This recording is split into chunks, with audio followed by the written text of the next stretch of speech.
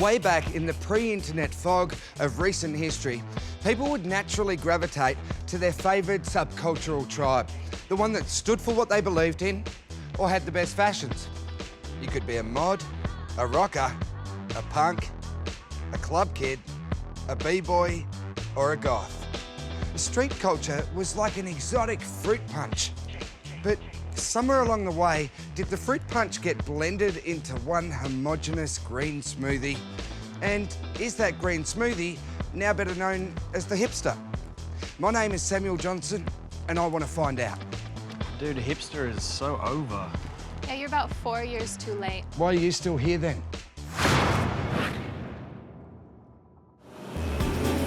Come with me as I investigate why and how hipster has become the defining style of the last decade and spread to all corners of the globe. Wow. We'll travel to Asia, Europe and America on a subcultural safari. Yeah, it's so hot! Taking in fashion, transport, food, art and music. And along the way, we'll discover how ideas, products, language and fashion transform from being niche subcultural movements into global megatrends. Join me as I search for answers to such burning questions as, why will no hipster ever admit to being one?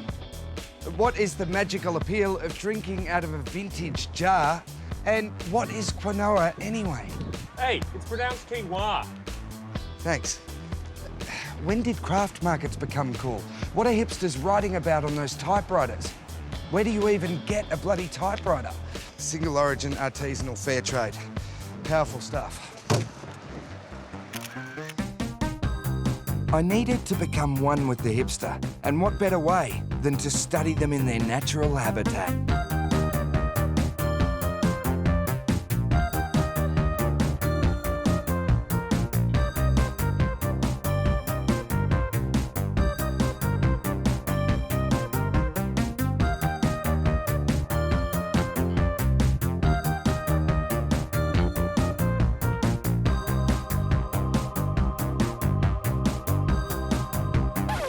Oh shit, sorry, I was going for your tail. Now, I know what you're thinking. Who cares about hipsters anyway? Aren't they just a bunch of narcissistic douchebags, and haven't we already heard enough about them already? Hashtag done to death. See? That may well be true, but if the first decade of the 2000s is going to be remembered as a time of the hipster, then I want to know what they stand for. Maybe they don't stand for anything and they're only in it for the craft beers. But if there is a deeper reason why fixed gear bikes, beards and artisanal yogurts have become so popular, then I want to discover what it is. Fuck off, Haters89. The word hipster is poxy. Big stupid beards. I'm not really sure whether I'm a hipster or not. If you say you're a hipster, you're not a hipster. Have you ever heard of any negative connotations? Yeah, fucking hipsters. Douchebag. Latte fucking drinking ass dudes. I ain't gonna hang out with them and shit at the fucking Starbucks. They think they're cooler than everyone. Maybe too cool for school sometimes. Probably, yeah, just the way you described me. No one really wants to be a hipster and no one really recognises it if they are. Are you a hipster? No. Kale and like all these fancy things. Hipsters are driving kale extinct. Quinoa. You know all the bands before everyone else knows the bands. A guy who has a comb made out of a vinyl record to comb his beard with. Take photos on film cameras. Fixed gear bikes. Drinks craft beer. Maybe use a typewriter instead of a laptop. Get a life. If you're super rich, why are you pretending like you're broke? Hipsters are the ones that get cool from the internet.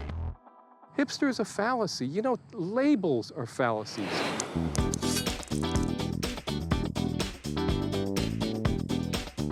Today, hipsterism, it's a total media invention that has nothing to do with what really being a hipster was about. So am I part of the problem by trying to label all this stuff? Well, without pointing fingers, yes. Yeah. How can I fix it? By trying to find out what is really going on, not what the media says is going on.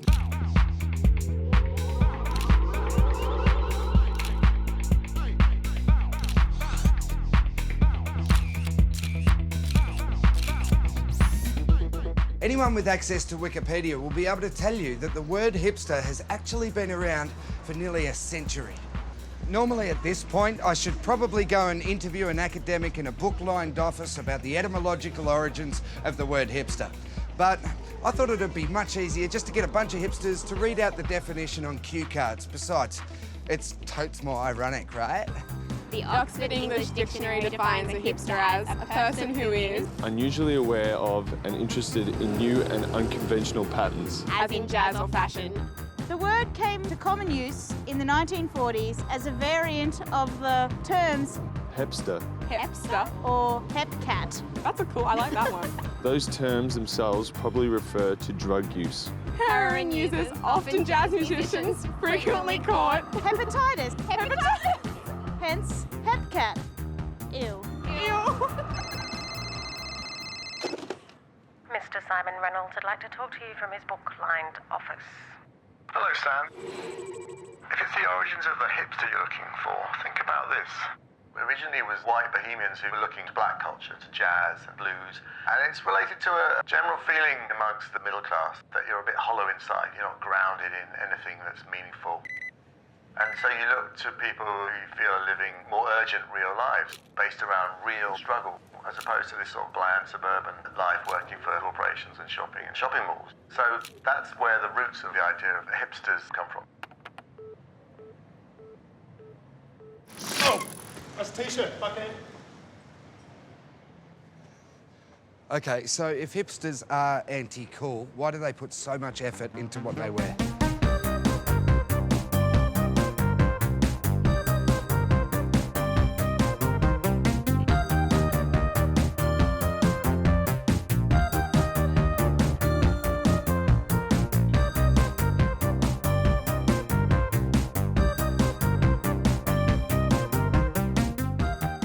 Give me a look at your bag.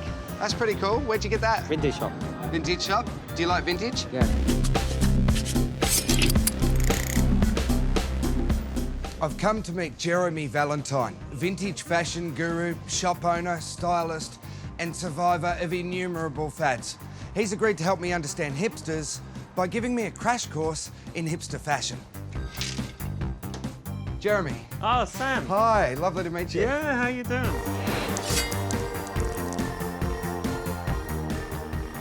The first time I ever heard of the term hipster, it was sort of used to define people that kind of lived around Fitzroy, that went to the right cafes and dressed in the right sort of way. And that was probably early 2000s. But it seems like they're trying to stand out as individuals. That's exactly what they're trying to do, I think, initially, but they end up all looking the same.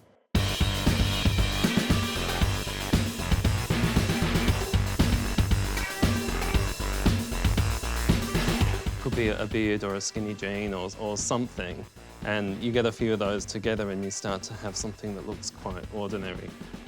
I think it is actually very hard work being a hipster, and they don't even know it. I think there's a lot of pressure to wear the right thing. You know, it's just this ongoing process that I think is quite draining. Out of every 10 people that come through the door, I reckon 5 are hipsters. So much about being a hipster is feeling it yourself. I'm feeling a little underdressed. Are you? Right, okay. Yeah. Are you going to be able to help unlock my inner hipster? Okay, all right. Zhuzh me up a bit. I'm not sure, Jeremy. Oh, come on. I'm just not sure. Oh, that's good. Honestly? Yeah, come on. What's your honest thoughts? I don't think I could wear this in public. Really? I feel silly. Right, okay. You reckon if I walked down Chapel Street right now... I don't think people would bat an eye. People wouldn't even bat an eye? They wouldn't. They'd just think, oh, he looks cool. He likes a bit of colour. Yeah, can we just focus on hipsterifying this outfit, Yeah, perhaps? we could potentially do that. Just with a few little tweaks. I'm yours. Okay. Maybe tuck the shirt in. A bit more hipsterish straight away. We'll put on some braces. Almost there. So dangerous being a hipster, isn't it? We'll do a bit of a cuff roll up, which is very hip. See, I feel like a colourful skinhead. Maybe no sock. Okay. Before, it was quite conventional, and now you've got a little bit more sort of attitude. Pizzazz. A little bit more pizzazz and panache. I could get used to it. You could? Yeah.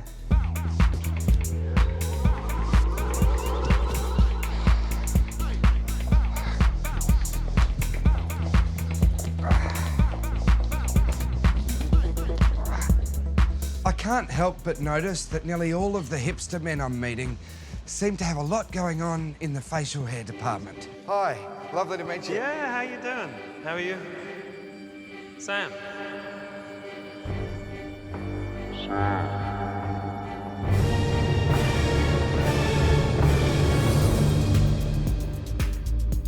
How long have you been wearing your beard? A couple of years now. I just look like a child without it. It just grew one day, and I decided to keep it. Non-desire to shave. Lazy. Yeah, that's what they all say, man. It's a fashion thing, isn't it? It's laziness, really. Yeah. It's not a particular style I go for. So it's not a fashion decision.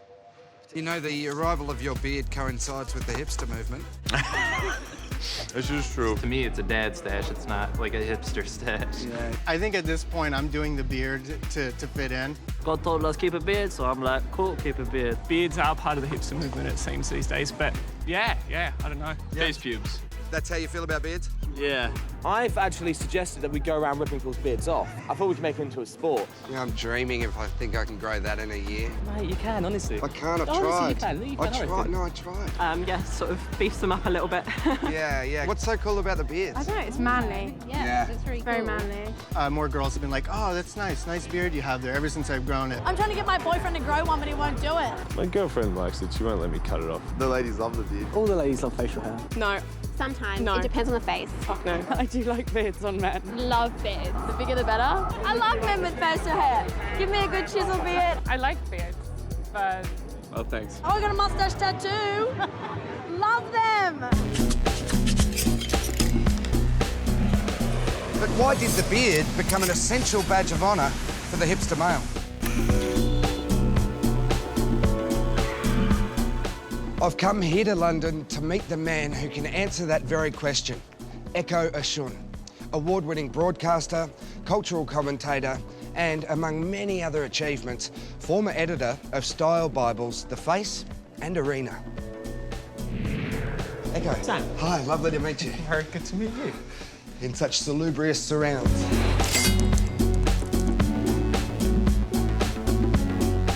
Echo, when would you say that the beard trend started? If you want to talk about where the beard comes from, you have to think back to the time when the idea of wearing beards for men was incredible, ridiculous, crazy. It was a thing for old men. But actually, around 2005, in fact, you started seeing the first stirrings of a beard revival. What does the beard say about masculinity or the modern man? The beard says that modern man is looking for a way to be a bit more real, a bit more authentic. If it feels like it makes you more authentic, then... I think feeling's important. You know, in a way, beards are fairly easy things. Like, most men can grow a beard. Not for me. Well, like, most men, anyway, can grow a beard. So, as a symbol of saying that's truth, that's reality, that's a real me, it's a fairly easy, not necessarily that deep one. But, you know, maybe that's enough. Is it a reaction to metrosexuality? Modern men are faced with a choice about how they look. You can look all kind of buffed up and smooth and moisturised. You can look like a member of One Direction. In a way, I think that provoked a bit of a crisis for lots of men. And the beard, I think, came up as this idea about, well, OK, look, I can find now a way of being a real man, a way of being stylish, a way of being progressive that actually kids can't do because they can't grow a beard. Also, we're allowed to care a lot more about our appearance now, I think, as men. Well, also, the sort of fantastic paradox of the beard is that although it looks unkempt and I just wake up like this, beards actually take quite a lot of care. So it's not that men have given up on their appearance by growing a beard, it's actually they care more than ever. If you just want to pop your head back.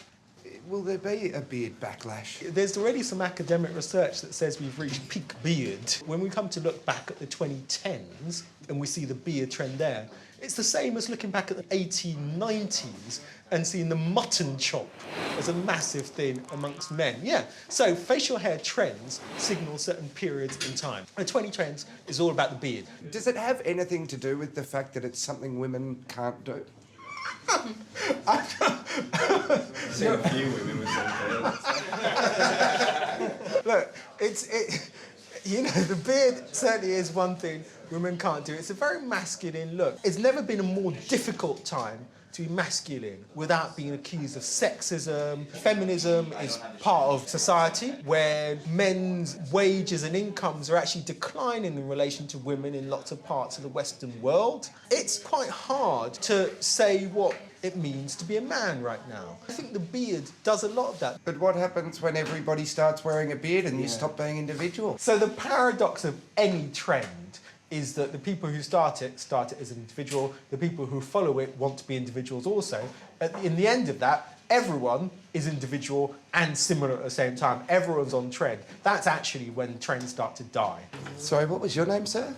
My name's Aaron. I think you look dashing. Oh, thank you very much. Yeah, I would definitely replicate that if I could. Definitely a lot of looking after, but luckily I work in a barber shop, so... Yeah, kind of. Is it mandatory to sport a beard here?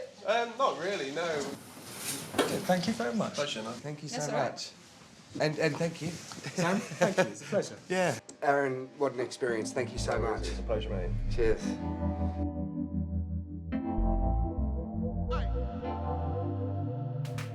The other style accessory that has come to define the hipster is the tattoo. But you can't shave your tattoos off when they go out of fashion. To the airport, thanks, mate. Okay, mate.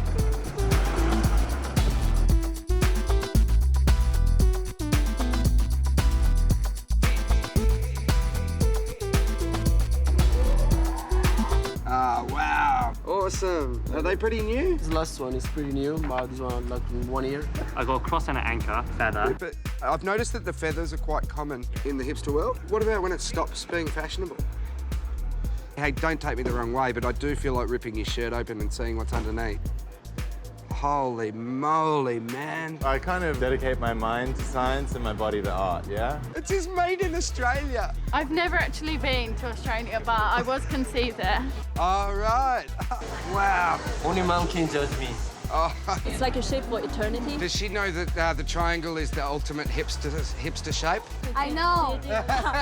I know. So she got it like much earlier before the whole thing started. The triangle is a very popular shape amongst hipsters. Okay. Well, I actually didn't really realize that it was so hipster. I very love elephant. Yeah. You can say I'm very small, and I love elephant because it's very huge. And I would like to take the energy, like the elephant. Tell me about your tattoos. What do they mean to you? Absolutely nothing. Not one of them means anything. I have so many shit ideas that I can never commit to one. Why don't you opt for a triangle? I'm so desperate to be part of that tattoo crowd. Just give me anything you've got. This is a cover-up of another tattoo. What was under there? There was a little bird. You know, flowers and birds are considered like hot hipster items as far as tats go. I need to unclose a little bit. Just here. This one is just for me, and maybe the girls who sleep with me sometimes.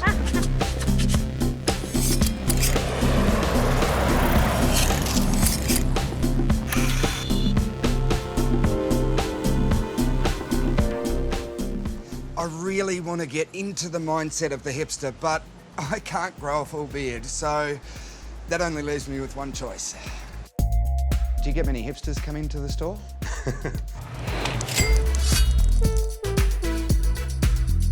I guess I need you to show me the area that you want to get tattooed. Wherever you think. It's going to be less painful here than it would be. Pain doesn't concern me.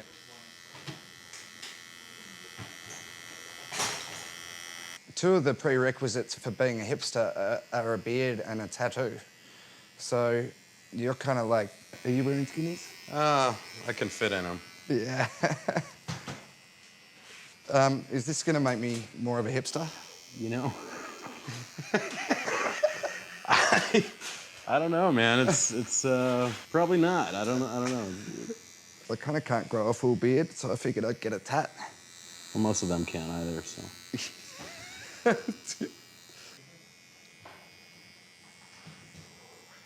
Have they been good for business? I definitely am busier, you know, and I tattoo a lot of young people. And does that annoy any of the purists that were into it when it was a subculture? oh, definitely. So many more people getting tattooed, but also so many more tattooers who really don't have the kind of foundations that most veteran tattooers expect or require. Does it piss you off slightly? Of course. I think at some point the bubble will burst and it's going to become too mainstream to the point where children are going to reject tattoos because their mom and dads are covered. And fuck mom and dad, you know what I mean? Yeah. So, what do you have to say to hipsters watching? our prefrontal cortex isn't fully developed until about age 25. Make sure you're committed to what you're doing and understand its permanence, you know? What do you have to say to, like, stupid Australian white boys who get girls tattooed on their, you know, on their hip? I'll be here to cover it up when you get divorced. But good luck, please. It's a little red, but you can take a look at that if you like. I'm really happy with it. Good deal. Yeah, absolutely. I'm gonna get a bandage for you real quick. Thank you. Fashion that borrows heavily from the past, full beards and tattoos. All of these things are saying, I'm an individual, I'm a non-conformist, taking a strong stand against your suit-wearing, clean-shaven, non-inked world. But if it really is about being an individual, why do hipsters pick the same way of showing it? The world of the hipster is full of contradictions. You're doing it to defy the mainstream, but before you've even finished Instagramming it, it's been sucked up by the mainstream because they think it's cool too. Fuck out of the way, white boy! Fuck you! Perhaps that's why everyone seems to be writing fixies these days. We'll discuss that further next week.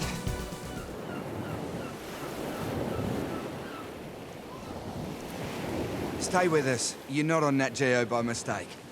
I'm just going to lay a metaphor on you before we start. Imagine the world of hip as a kind of huge cultural iceberg, or coolberg, if you will, floating on the ocean of mainstream society. The pointy bit up the top is the stuff we see every day. The beards, the weird pants. But underneath, there's 2/3 of the coolberg that we don't even notice. That bit is the origins, the real reasons these trends start. And that's the part I want to look at. What the fuck's happened, Seth? Mate, I did tell you that we don't have budget for archival footage. Oh, for fuck. It's a nice metaphor, though. It's a great metaphor. I'm really happy with it. Good metaphor. So let's just do it better. Fine. Show you metaphor.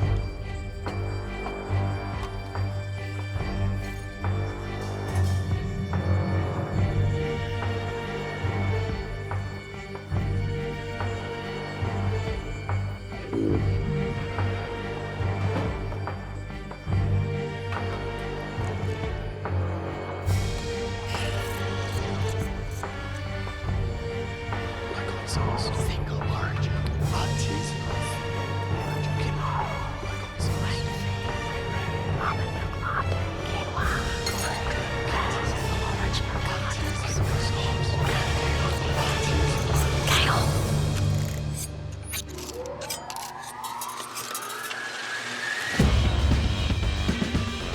Over the last few years, we've seen the fixed gear bike, or fixie, become a global trend that has become synonymous with hipster culture, but also become popular with the mass market.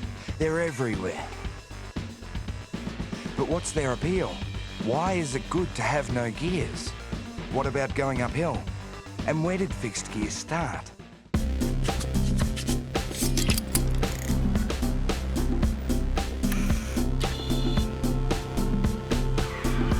Jeff, tell me, what is a fixie? What do I think a fixie is? Yeah.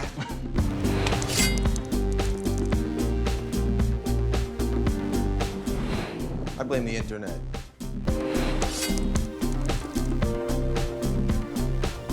I used to have a rule in my shop where you weren't allowed to say the word fixie. Oh, really? It annoyed me because it's a made-up hipster word.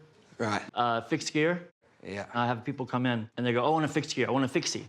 I'm like, do you want to continuously pedal without stopping? They're like, oh, no, no, no, no. And I'm like, well, that's what a fixie is.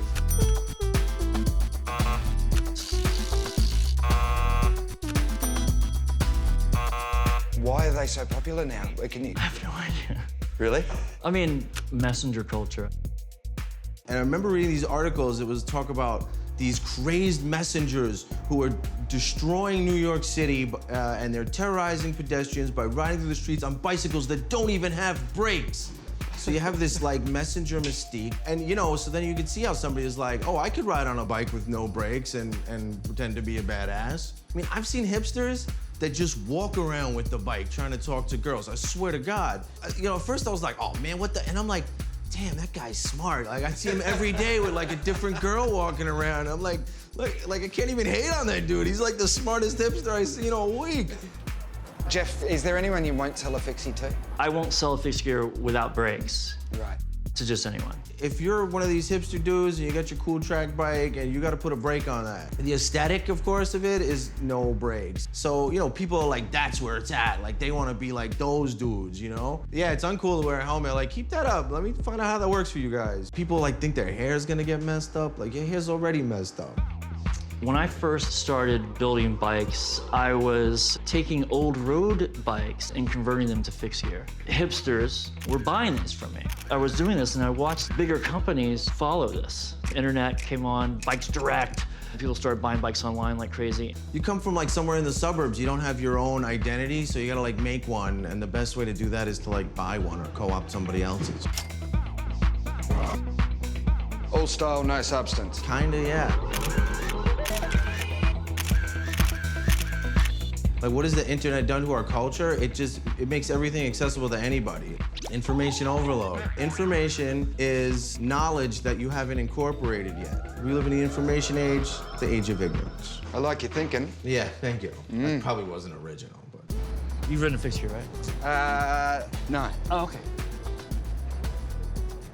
Okay, and now you gotta focus on getting your foot back in, flipping over the pedal. Almost. I've got to keep that perpetual motion going, don't I? Yep. Ah, shit. It takes a few minutes. Wiggle it in. All right. There you go.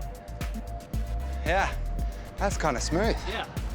Now, when you want to slow down, you can like let your legs slow you down. The key is not to stop. Right. The key is to avoid. Right. So It's what flat. if I want to stop suddenly? I can show you. This is a stem, right? Yeah. You throw your dick in the stem. So it's easy.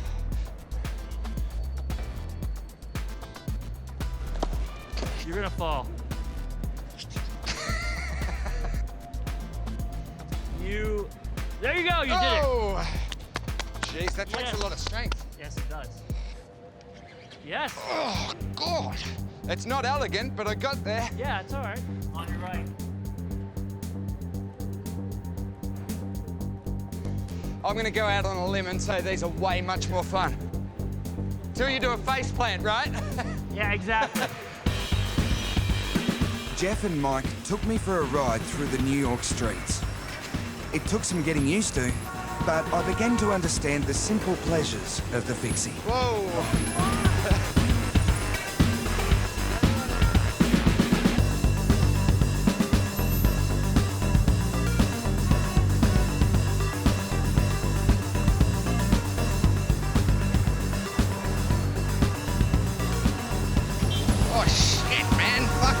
To slow down, man.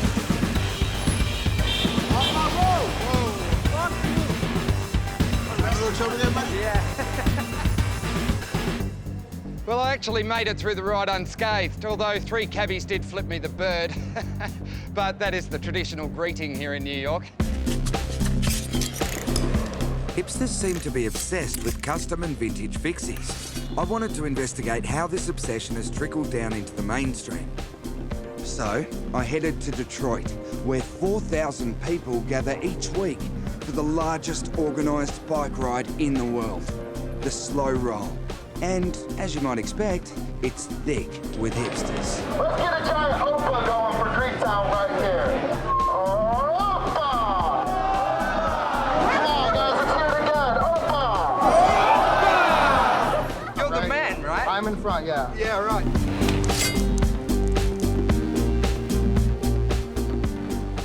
the pack? I do lead the pack, yep. It's pretty amazing how people have come together for this. Yeah, absolutely, man. I mean, this looks like the coolest thing to do in town. I think this is pretty much the coolest thing to do anywhere. It's contagious because you want to be here for it and you want to be a part of it. Do you know people who ride fixies just for fashion? Your bike just does look a lot cooler. Yeah. There's a lot less parts. It's a lot more streamlined. It gives you a sexier feel. Yeah. So I could see definitely people riding as for fashion sense. I'm wondering whether you can help me, man. I'm looking for hipsters. They're all over the like, place. what am I looking for? What am I looking for? Help me out, man. What do I help me? You Look, would know, I guess right? look for me somewhere else. Look for a beard and tattoos.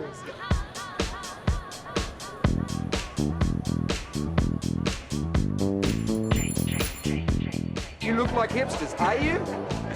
I mean, I feel like the #1 thing most hipsters do is deny that they're a hipster. Totally, right? But I mean, it's kind of hard to be the first hipster I've ever met to admit it. I mean, I kind of have to. Yeah, I mean, Thank you, man. Thank you. You probably will see a few hipsters in this crowd, I'm assuming. Yeah. Is that a good thing or a bad thing? No, it's good. Without that, you know, maybe it wouldn't be cool at some point. So, yeah, you got to give it credit. Are you a hipster? No, I'm not. We don't charge anybody for this ride. We put the ownership on the people. This is our ride. It's not me or these guys in the yellow. It's Detroit, man. This is a genuine fixed wheel bike, right? Got a lot of rust bills. Yeah, well, that's genuine cool. I try to be like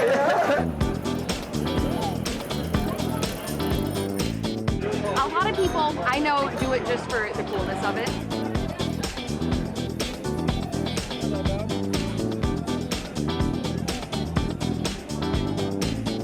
Just keep me in shape if I can just keep on pedaling, you know? Everybody loves them. They're like the new thing. I'm scared because brakes. They're harder to ride, right? Yes, No brakes, no gears. Yeah.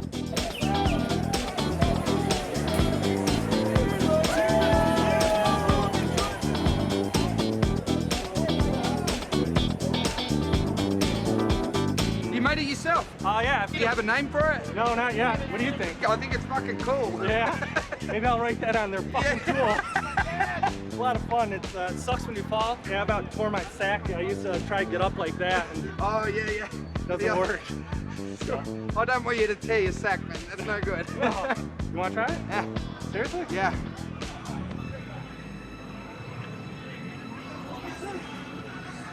Go!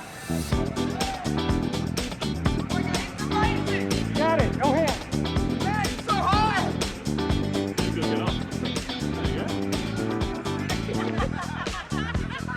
Yeah. Wonderful, man. Thank you. Thank you so much, man. That was great. Yeah. Wow. So look all fucking cool, right? Yeah, totally. It's got to be there. All right, man. Man, that made me feel so cool.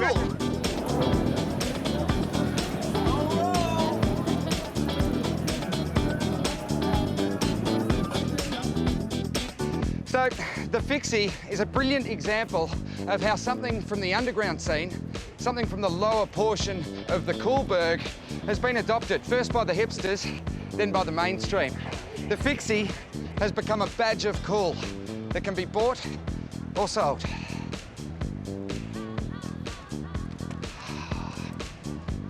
I'm actually quite hungry. This looks artisanal.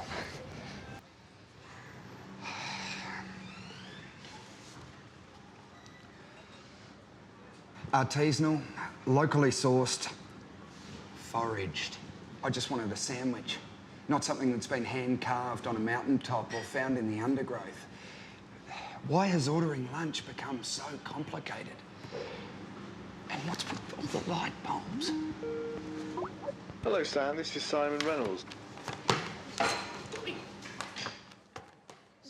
Food increasingly is a big zone of hipsterdom.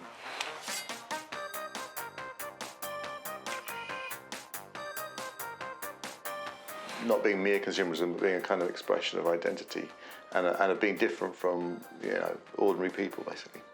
And as it's developed, hipsters have looked increasingly to the past, you know, locating this sort of lost authenticity in old ways of doing things, old ways of preparing food, different from eating, you know, processed food.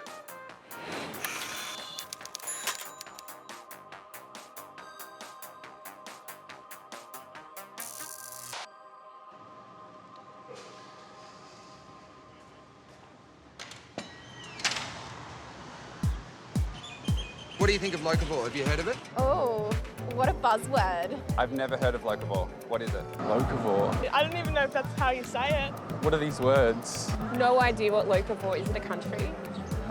I don't believe that buying food in big supermarket chain is very sustainable, and also you support local economy. I think it's good. Yeah? Yeah, I think locavore is, it makes sense. Yeah, why not support locally? It's the cost of shipping things. I think, you know, the philosophy behind it is great. We should be trying to reduce our carbon miles.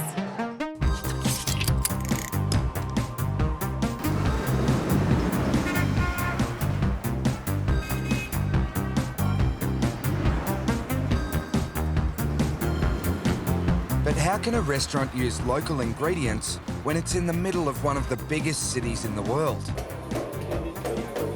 There's only one way. Grow your own. What's going on here, man? What are you doing? Green stuff. What for? Why are you growing all this stuff? Well, because we couldn't grow weed. True that.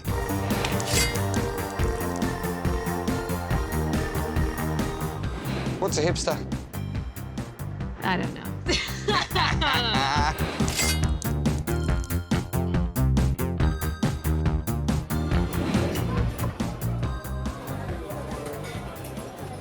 What makes you unique and different? Well, I think the garden itself and the way that we source our food. So does that mean that the food that you grow here goes onto your pizzas in the restaurant? Yes. And what we can't get from here, we locally source. And there's a number of local farms that we use to try to keep with the locavore ideas. So I'm seeing words like everywhere, like artisanal and foraged and, you know, local. I'm trying to pin down exactly why people really give a stuff about what they eat, where they used not to. Food becomes someone's identity. They want to be identified as somebody who knows about their food, who is within this new food culture. There's so many things that you can't even pronounce that are in our food. I think we're like pushing toward less processed food, and I think people want to understand what it is they're eating. Do you think hipsters like urban farming because most of them wouldn't actually survive 5 minutes in the bush? It may be because of a disconnect, and if you grow up in a urban area, you can be very disconnected to that. And I think people who grow food in the city, they kind of want the best of both worlds. Do you have many hipsters come into the restaurant?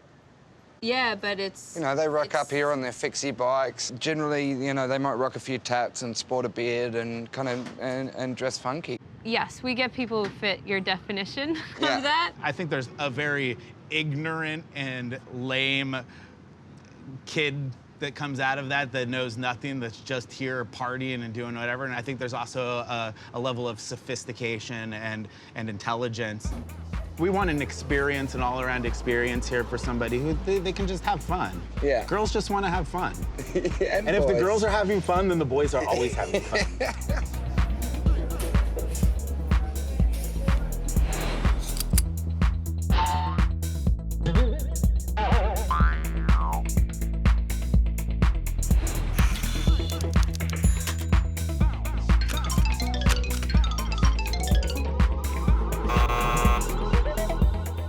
Well, I tried vegetarianism, but I like meat too much. I wish I could have a paleo diet.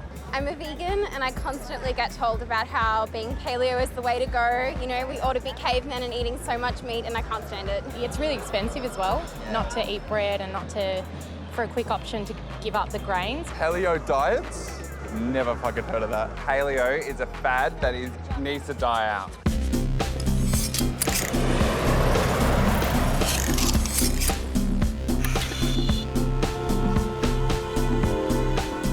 Unless you've actually been living in a cave, you would have come across another hipster food trend, paleo.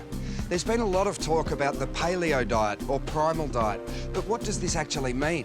Are there hipsters sitting around the fire eating slabs of dinosaur meat? Or is it just a cool way of saying low carb? Is this food very popular with hipsters?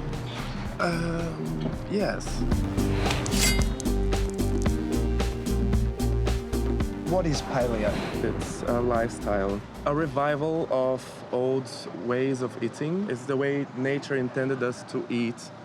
Do we know that this is actually how cave people ate? He would eat something that he could pluck out of a tree or from and eat. Yes, nothing that involves too much grinding and cooking and processing and. Right. Is it a fad or a trend? I really do believe it's a revolution. Would you say a large part of your clientele are hipsters? Like what? This is Berlin, I mean. Yeah. It's full of hipsters. Everyone is. Why do hipsters love paleo food? I really do think it's because they're vain people. They want to look good and feel good. We have a lot of young people who's looking for a healthy alternative to that is not vegetarianism, for example. I'm wondering if the hipster trend fades or whether the paleo will continue.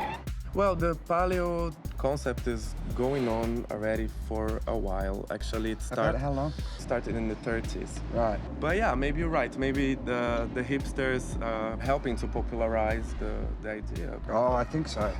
I want to eat some paleo. Can you help me? Yeah, of course. Yeah?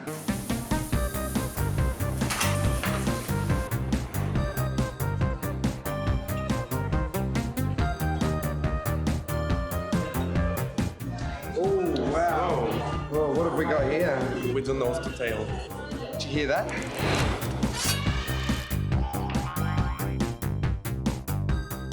Well, you only live once, right?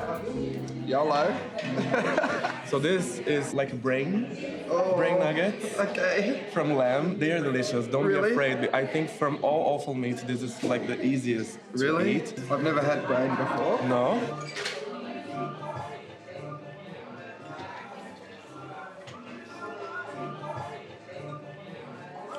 Psychologically, I'm struggling, but taste-wise, it's good. Yeah, that's right. To get through the psychological barrier, it's actually really nice. Do you have a drink? Yes.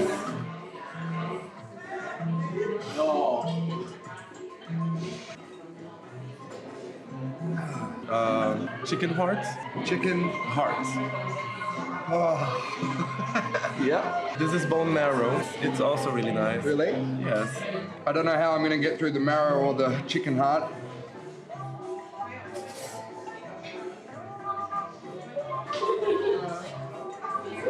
Better than the brain. That's great. Oh, now the bone marrow.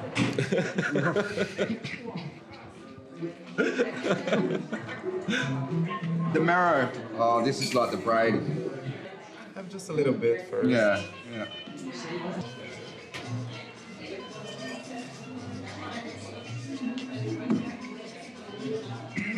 When people try this for the first time, do they struggle like me? Most people like it. It's the texture that got me, I think. Do the testicles, do they taste similar to the heart? The texture is a bit like scallops, surprisingly. It's Right. very soft and delicate. We know it's delicate, right? Yeah. Brain, anyone? I've proven that I am certainly no culinary sophisticate, and I'll admit I found parts of this quite challenging. The brain, in particular, did my head in. Having said that, though, I do see why the paleo movement is taking off. The flavours are amazing, and it's great to know where my food's coming from. I am, however, looking forward to exploring the lower end of hipster food, the food truck. Join me next time as I investigate the allure of mobile dining and meet some of the people who have driven the food truck revival to a street corner near you.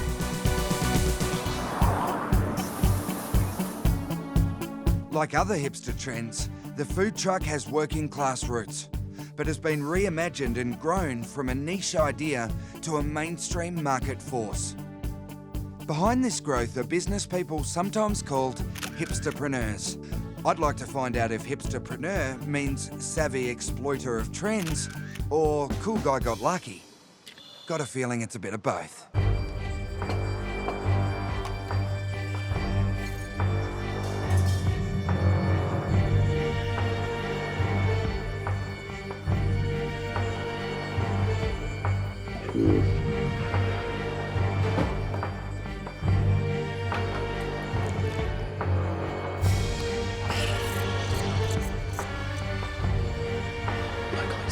Single origin, artisanal, origin.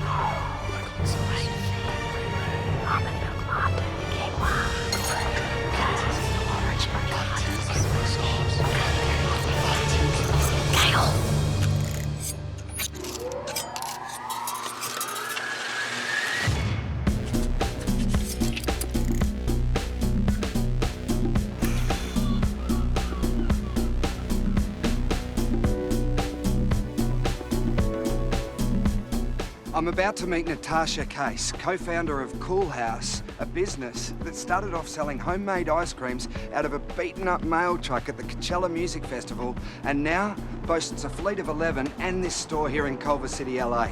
I'm hoping to find out two things. Why do hipsters seem to love food trucks so much? And does Natasha consider herself a hipsterpreneur? And I want to try the ice cream. Do Americans have a more sophisticated palate now that you're in the world? Maybe.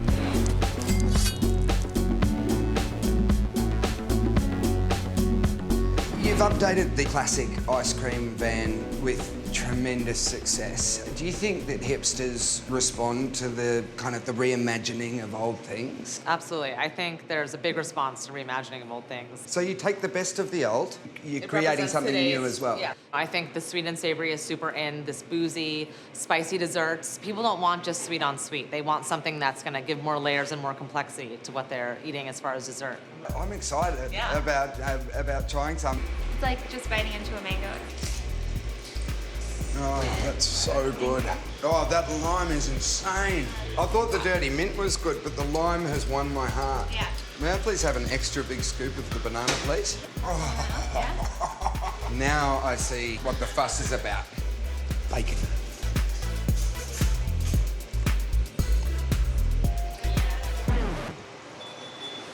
I don't think the bacon's for me. Yeah, the chicken and the bacon for me. The meat in the ice cream doesn't quite do it for me. Would you consider yourself to be a hipsterpreneur? Sure, why not? I mean, Cool House is a really fun, creative place where people are kind of expressing themselves through what they order, putting it on their social media. We have fun music here, we have fun people. So whatever that is, I definitely think that makes sense because we do have a strong hipster following. Why do hipsters like food trucks? I think there is something maybe about the hipster lifestyle and the adventure, but also wanting to display the cool factor. That's the social media connection. People don't want to just come to Cool House and have a sandwich. They want to put it on their Instagram and they want to show people that they've had this cool thing. Yeah.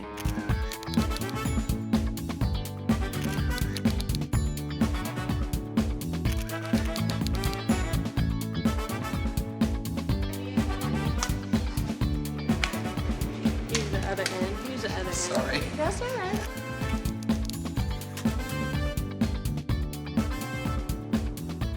This show's set out to define what cool really is. And I think I've finally found it in this balsamic fig and mascarpone ice cream. Oh, brain freeze.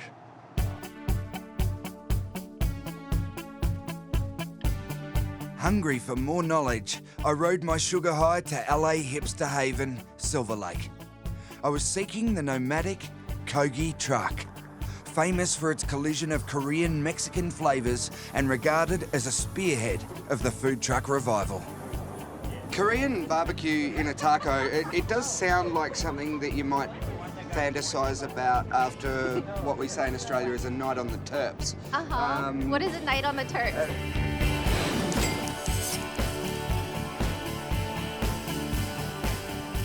Like, if you've had a little bit of alcohol, maybe? Oh, yeah. How did you come up with it? Kogi first came up when we were out on the turf, I guess, in K-Town, and we got tacos at a regular taco truck, and it's just like, it just seemed to make sense for Korean barbecue and tacos to come together. You know, it's very different, it's very bold, it doesn't shy away from flavor, but it's also very LA.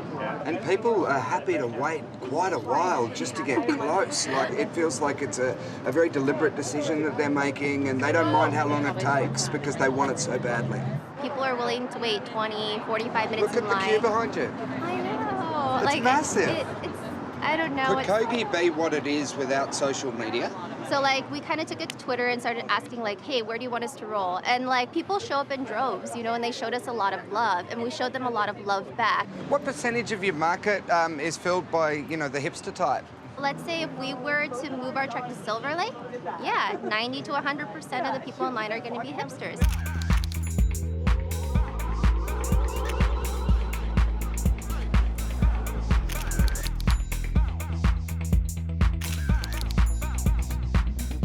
I've learned a lot from my travels in hipster gastronomy. But are hipsters just as concerned about what they drink? The answer, like so many that I've found, lay in the bottom of a bottle.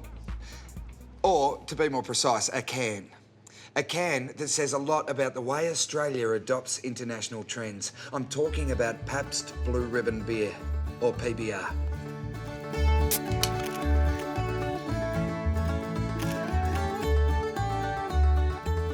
Too many bad memories of college drinking PBR. Good old-fashioned American beer from the salt of the earth. I spent 6 months in New York and drunk PBRs in the dive bars. Over there it's $2 and here it's like $8 for the same thing. You know, has a hipster vibe to it now, but it's shit beer. It's the shittest beer ever. I love Pabst Blue Ribbon. I fucking love PBR. I drink PBR all the time when I can get it. Do you think they're just drinking image? Yeah.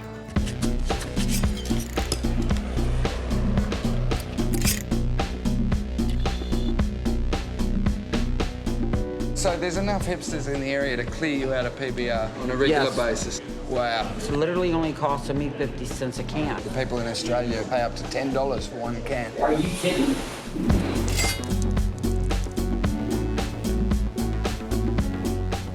That used to be my #1 selling beer. Wow, and when did that peak? 2009. So that might have been the peak of the hipster movement then. So what's hot now? Craft beers. I didn't know that a craft beer existed. We used to not sell craft beer, we do now. What is a craft beer? I still don't know. I don't either.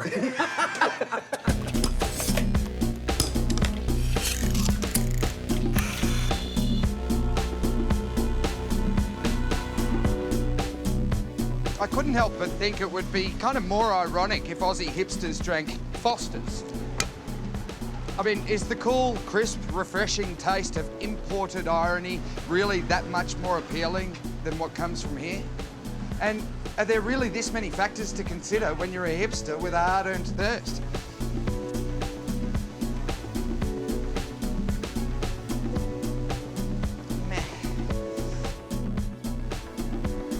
The answer is, of course, yes. Hipster beer needs to meet several key criteria. Mass-produced crap beer, it can only be drunk ironically. You don't think anyone actually drinks Pabst Blue Ribbon for the taste, do you? Otherwise, it's strictly artisanal ale, thank you very much.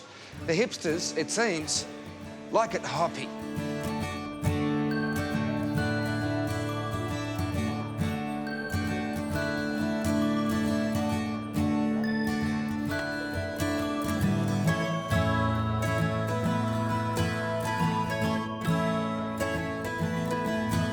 Just like a go beer. Yeah, maybe later.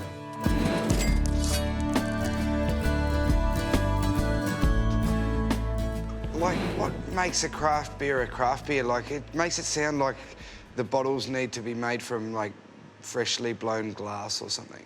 How is this process any different to kind of mainstream beers, or is it the same, only Well, it's on a probably smaller more scale? that we will use different ingredients specifically for the different beers rather than sort of change it all post-fermentation. Right. And, add bits of colouring and bits of flavouring. We're actually specifically making a beer at that time. Right, so gotcha. using different grains, using different hops. And that's where the kind of better quality comes in. Yeah. Craft beer is organic, locally produced. Do you have to have a rustic label on it? Look, marketing obviously plays a part, and the big brewers have started doing their craft labels as such. I know this is kind of a... can I have a beer? Yeah, it's not quite ready yet. OK. Yeah. Is craft beer better, or do hipsters just like it because it's cool to know about obscure products made by artisans? No, I think it's better. It comes back to people wanting to be connected to what they're putting into their bodies. Is that a reaction to mass marketing? I believe so. And mass production? People want to know who's behind it. They want to know something about the ingredients that are going into it. We try and use, like, Australian malt as much as possible. It tastes all right, eh? Yeah. We use all Australian hops. Oh, fuck. Yeah, it's sort of really grassy, a bit piney. Smells a bit like pipe. I love it. It's best beer, so I prefer the small breweries. And I really like craft beer for that reason. It's about definitely the ingredients and the passion, and that makes something different. I don't drink beer. I'm crafty, though. They're making flavors that the big guys aren't, and they're tailoring to their individual taste and their audience's taste.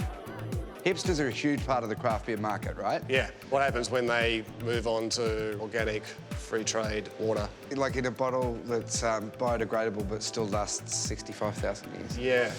You know, it makes you feel like more of a better person and more of a man, because having a VB doesn't cut it now if you're a hipster. Like there's one at Little Creatures Brewery where they're putting it with fruit and things like that for Christmas. I mean, that stuff tastes gross. I do like craft beer, but to be honest, I just like looking more sophisticated at the bar, you know? Look at me, I'm not ordering a 4X, I'm ordering a craft beer. I must know my stuff. I've been drinking ale, as we call it in this country, for years, proper beer. And it's been, again, relabelled as craft beer recently, and then everything's got hipster labels.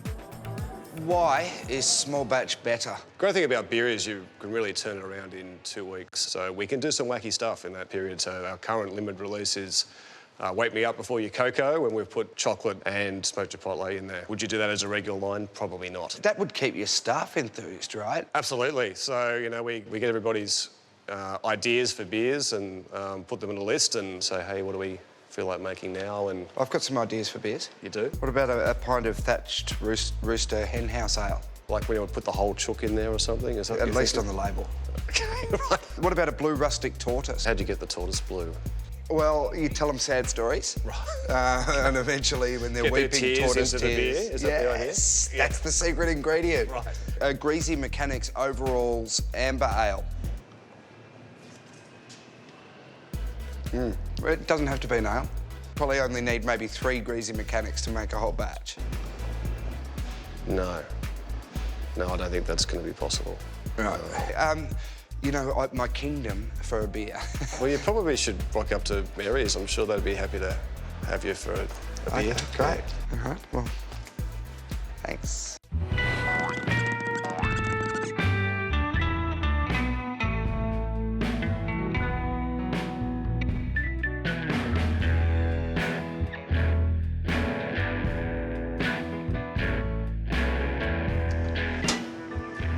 Is this a hipster beer? That's a hipster beer. That's about as hipster as it gets. The Young Henry's New Town. Young Henry's. But they're lovely boys. What makes it a hipster beer? Because they care about what they do, and hipsters drink it.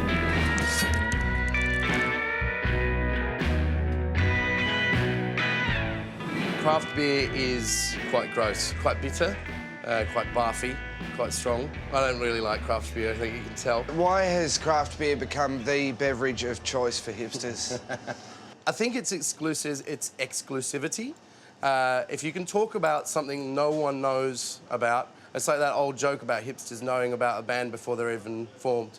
You know, it's how wacky, how crazy can your beer be? You know, you've got like chocolate, fucking caviar flavoured beers.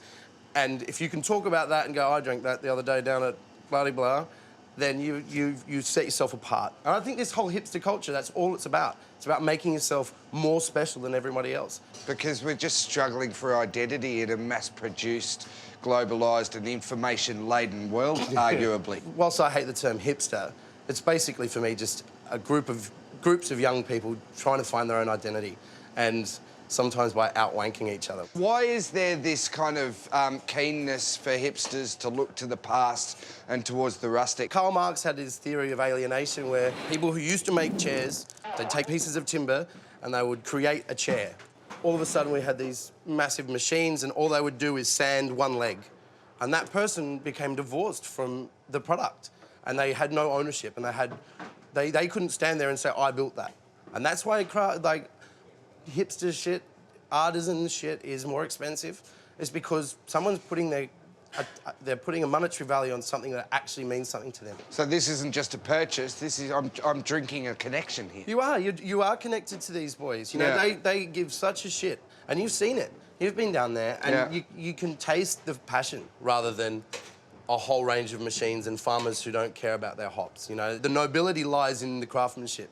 There's no nobility to sitting around wanking on about how exclusive the beer you are drinking is. Are the big guys just going to go buying up and appropriating all of these craft beer companies? Well, they already are. They try to buy them out all the time. Is this genuine artisanal? Yeah. Can't you taste the sweat? It tastes great, but I think it's been bought by the big guns. No, you can literally smell the barf in it. It's definitely craft beer. Right. International barf units is high in this one, sir. Are you new here? Yeah, I am. Yeah, Sam, how you going? Good. There we go. Is that all right? Is that acceptable? That one's got more head than that one, but that's fine. I'll take it. That's all right. I didn't give it enough head, did I? That's I'm going to have one too. Cheers. Is this a flock of hipsters? Quick, now is your moment to infiltrate. Buy them a few drinks, gain their trust. Yeah, they'll spill the beans.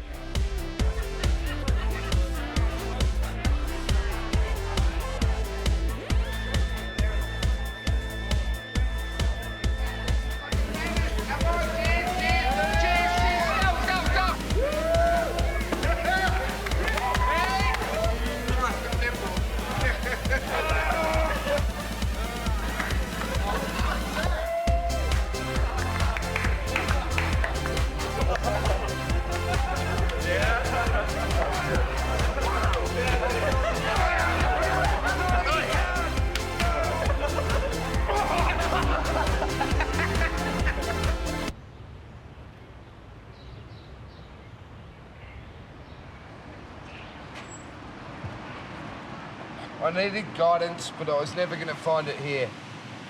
The only place I think I'm going to find it is in the self-styled capital of coffee culture, Melbourne.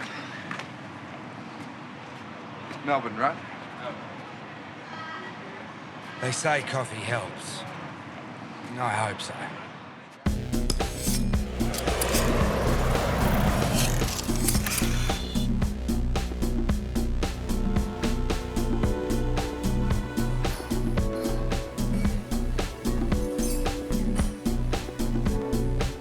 I've got a confession to make.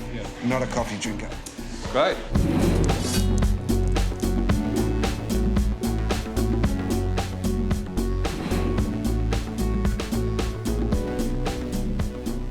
Hipsters love their ethically sourced coffee.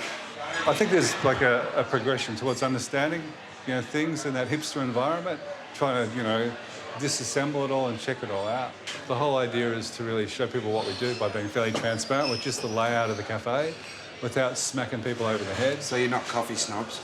I don't think so. But yeah, but what about the flat white? I mean, the flat white, it was a perfectly acceptable coffee. Yeah, it still is. Is it? Yes. I go to coffee places and they've got signs saying no fucking flat whites. Really? Yeah. Oh. Totally. I was at one yesterday. Really? Are there cafes out there that are playing on the fact that we're more educated now and are just kind of fancying up their chalkboards in an effort to kind of satisfy a new market? And really they're just serving the same shit, I think definitely. Like a lot of people are aping other people, going and saying, oh, look, I've got to have a single origin on it. Is it better? Look, it's great to know about all that, and it is. Some of them are, some of them aren't.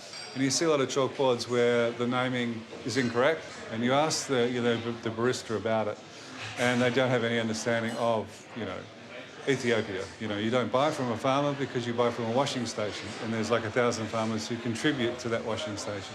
A lot of people jump on the bandwagon. Single origin coffee, do you have any thoughts? I used to be a barista, so I used to do a lot with single origin, and I'm a bit of a coffee nut, so I think it's nice to know that your coffee comes from the one place and to learn about where it comes from. Artisanal coffee is more about the whole process that goes behind it and the experience that you get from it. And why is that important? Because it's not just about drinking coffee, it's the whole atmosphere of going and getting a coffee and being with other people, experiencing something and not just, having another drink. Single origin coffee. No idea what that is. What, coffee from just one place? I hate coffee, I don't drink it. Sometimes they put it in those brown jars. I don't think it's wanky. I used to work at Starbucks. In the end, they don't texture the milk right. Artisanal coffee is the way to go. I mean, who wants a boring old coffee?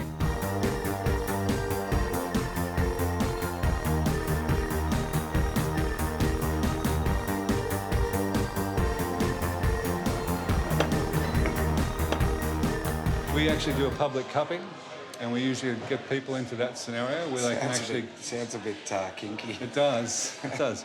Do you have to privately cup first? No, it's public, mate. You got to All go the way straight into it, man. Like straight into the cauldron. Am I going to get cupped? You're going to get cupped. Indeed you are. What's cupping? Cupping is basically just the way we actually taste coffee and actually evaluate it. Yeah. Oh, cool. So... I thought we were going to... I didn't know what it was. A little bit like spooning or something like that. Yeah, right. Not quite. I mean, I'm a hugger, Yeah, well, we all are. So what you're trying to do is you're trying to just have a little bit on the spoon and you want to suck it in. And the whole idea is to actually aerate it a little bit. So you've got to suck it hard. Well, no, you've just got to aerate it. That's what you call it. Aerating. Have a go. This is like mainlining coffee or something, It is, isn't it? yeah. Just fucking rip it back.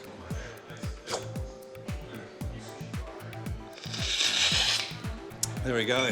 See? So it spreads it around. Wow, that's that's a much more intense kind of sensorial experience. It is, yeah, yeah. I actually like it. Yeah, good. Yeah. Let's do a simultaneous suck off. Great. Yeah, sweet. Great work. You're a professional, aren't you? I feel like we're on second base now. Yeah, exactly. You could easily say that what hipsters choose to eat or drink comes down to simple elitism. I'm different or better because I eat this food, drink this beer, or take my coffee this way. And it is easy to brand people who do that as wankers or snobs. Often they deserve it. But at the end of the day, how much can you really hate on organic vegetables or fair trade coffee? Roasted using traditional ingredients, designed using traditional typefaces. Next week, I'll look at why all hipster products have labels that look like this. I'm thinking maybe we could just hipsterify this outfit. Before, it was quite conventional, and now you've got more attitude. Pizzazz and panache. Is this going to make me more of a hipster? I don't know, man. Probably not. Oh, brain freeze. We use all Australian hops. Smells a bit like pipe. This is a hipster beer. No, I'm too sick. Yeah. Am I going to get cupped? You're going to get cupped. I've never had brain before. No? You've ridden a fixture, right? No. Easy. So, we are 3 episodes in and I have met a lot of hipsters. I've drunk their beer, I've ridden their bikes, I've even broken gluten-free bread with them.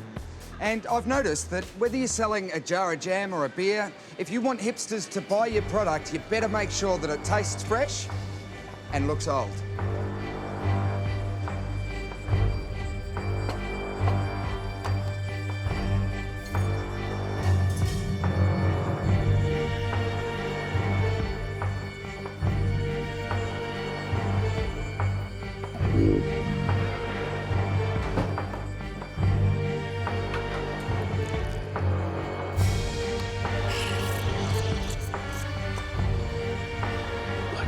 Single origin.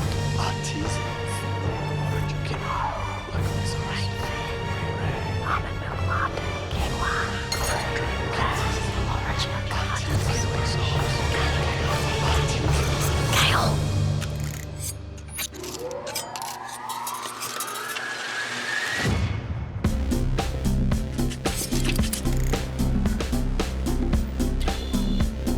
I've come to New York to meet someone who can explain the appeal of rustic branding. Can you tell me what kind of work Muka does? We are a branding design firm. We create a brand identity, website, and so on.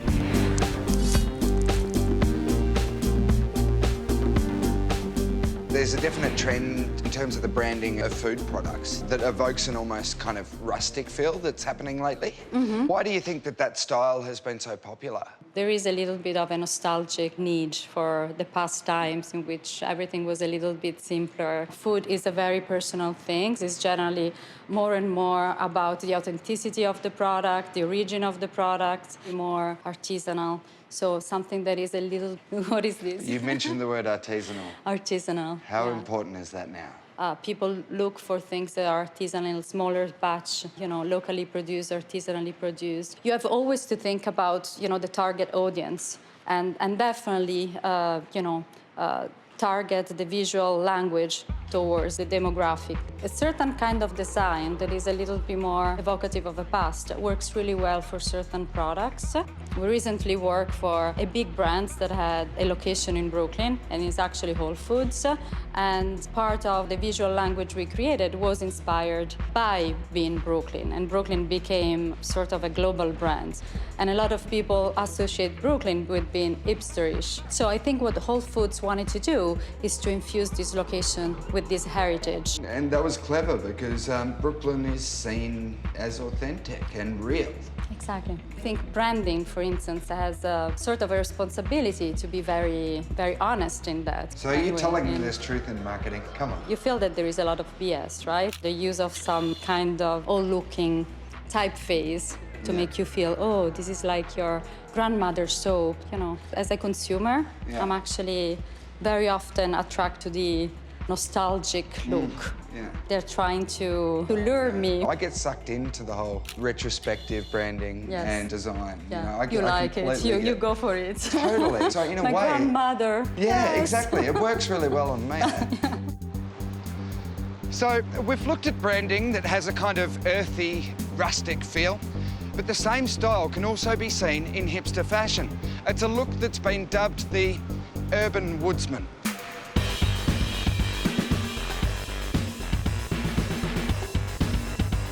So why has fashion that evokes the past become so popular? Don't hipsters like the future?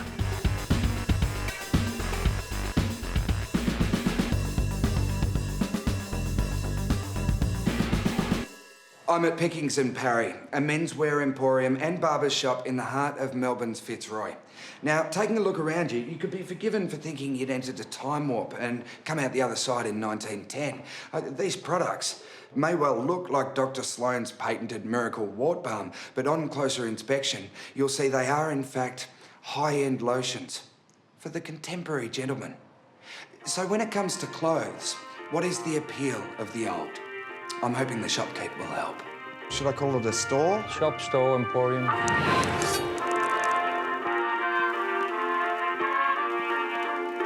What inspired you to start Pickings and Parry?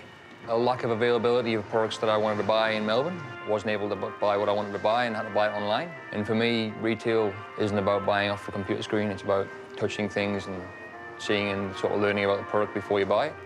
Authenticity, I suppose, is one word that we use a lot. It's about the connection to the thing, I suppose. The real thing's, in my opinion, always the best thing.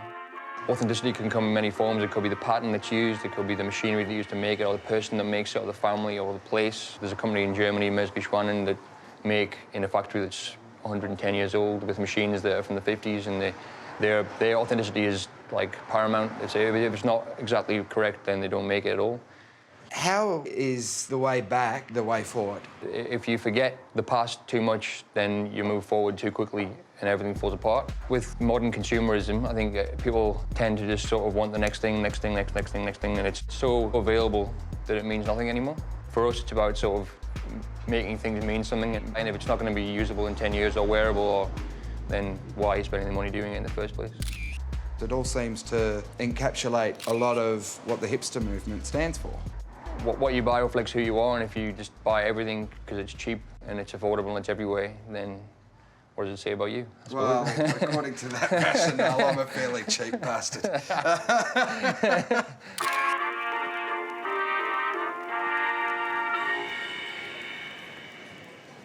So we've met a demographic that loves products that evoke the old or authentic. And the cafes and emporiums that sell these products seem to spring up from areas that are themselves old or authentic. But where does that leave the old and authentic people that lived there in the first place? Is that what they call gentrification? You know, I still don't know the meaning of that word.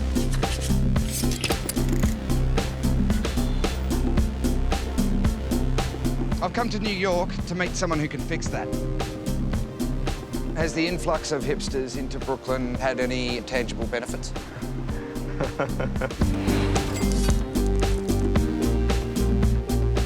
So how would you define gentrification?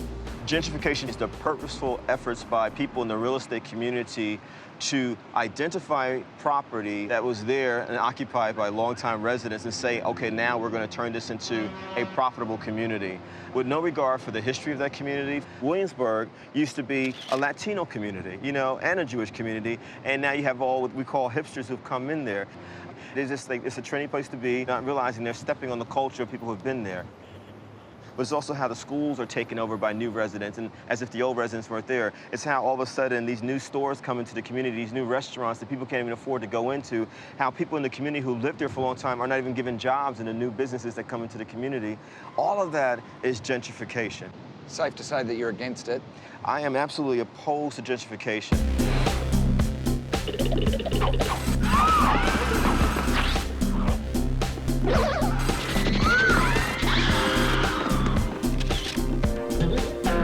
What's the most significant way that Brooklyn has changed over the last decade? There was a time when people did not want to come to Brooklyn. Folks who were not from New York City at all were told, don't go to Brooklyn, it's dangerous. Even cab drivers would refuse to go to Brooklyn. Williamsburg is the main area where the hipsters live now. It used to be very grunge and it used to be really industrial. When I got here, it was just starting to gentrify over in this area, and it was still relatively cheap to live here. The people that used to live there were mostly Black and Latino people, but have been pushed out, and so this neighborhood completely changed. They're artists and musicians, and I think that has a lot to do. I mean, I went to art school, so that's part of being a hipster. And that's actually the reason why people really don't like this idea of hipster, because hipster means gentrification. It's become commercialized. You have to be wealthy to live here.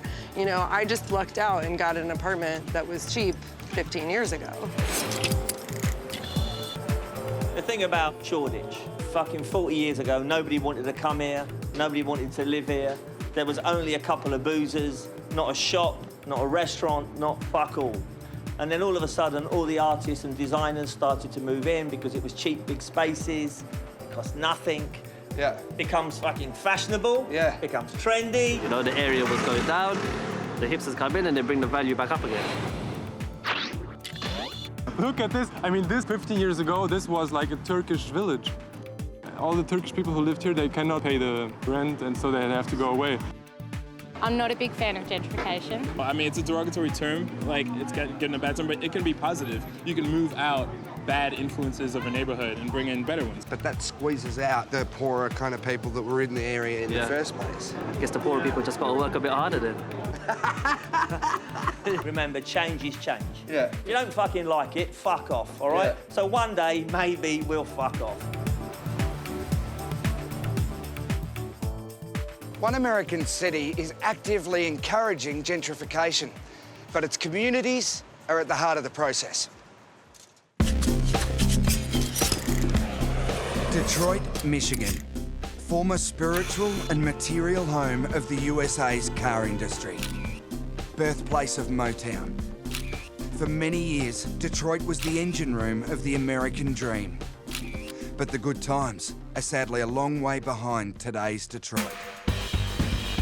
Detroit's population has declined steadily, resulting in millions of empty houses. Some parts of Detroit are so sparsely populated that it's not worth the price of the power to switch on the streetlights. On July 18, 2013, Detroit became the largest US city to file for bankruptcy, with $18.5 billion in debt. Detroit's cut-price real estate has attracted hipsters from all over America. This is Pony Ride, a buzz with hipsters who assure me they are committed to revitalising this city. Let's find out. You must feel good about what you do. I love what I do.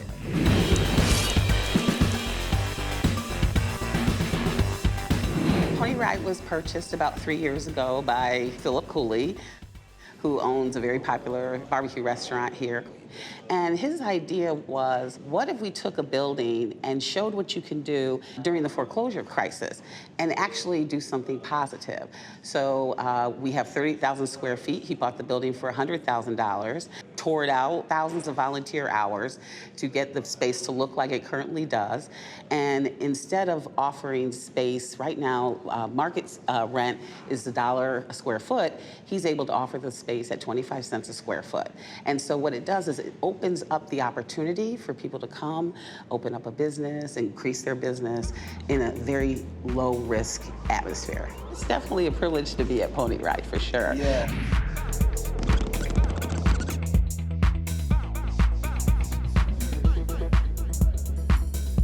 I wanted to meet Pony Ride's tenants and find out if it was more than simply an incubator for niche hipster enterprise. I've come here today to discuss with you beards, tattoos and coffee. What's your favourite? Yeah, well, I guess we could get started on coffee and go from there.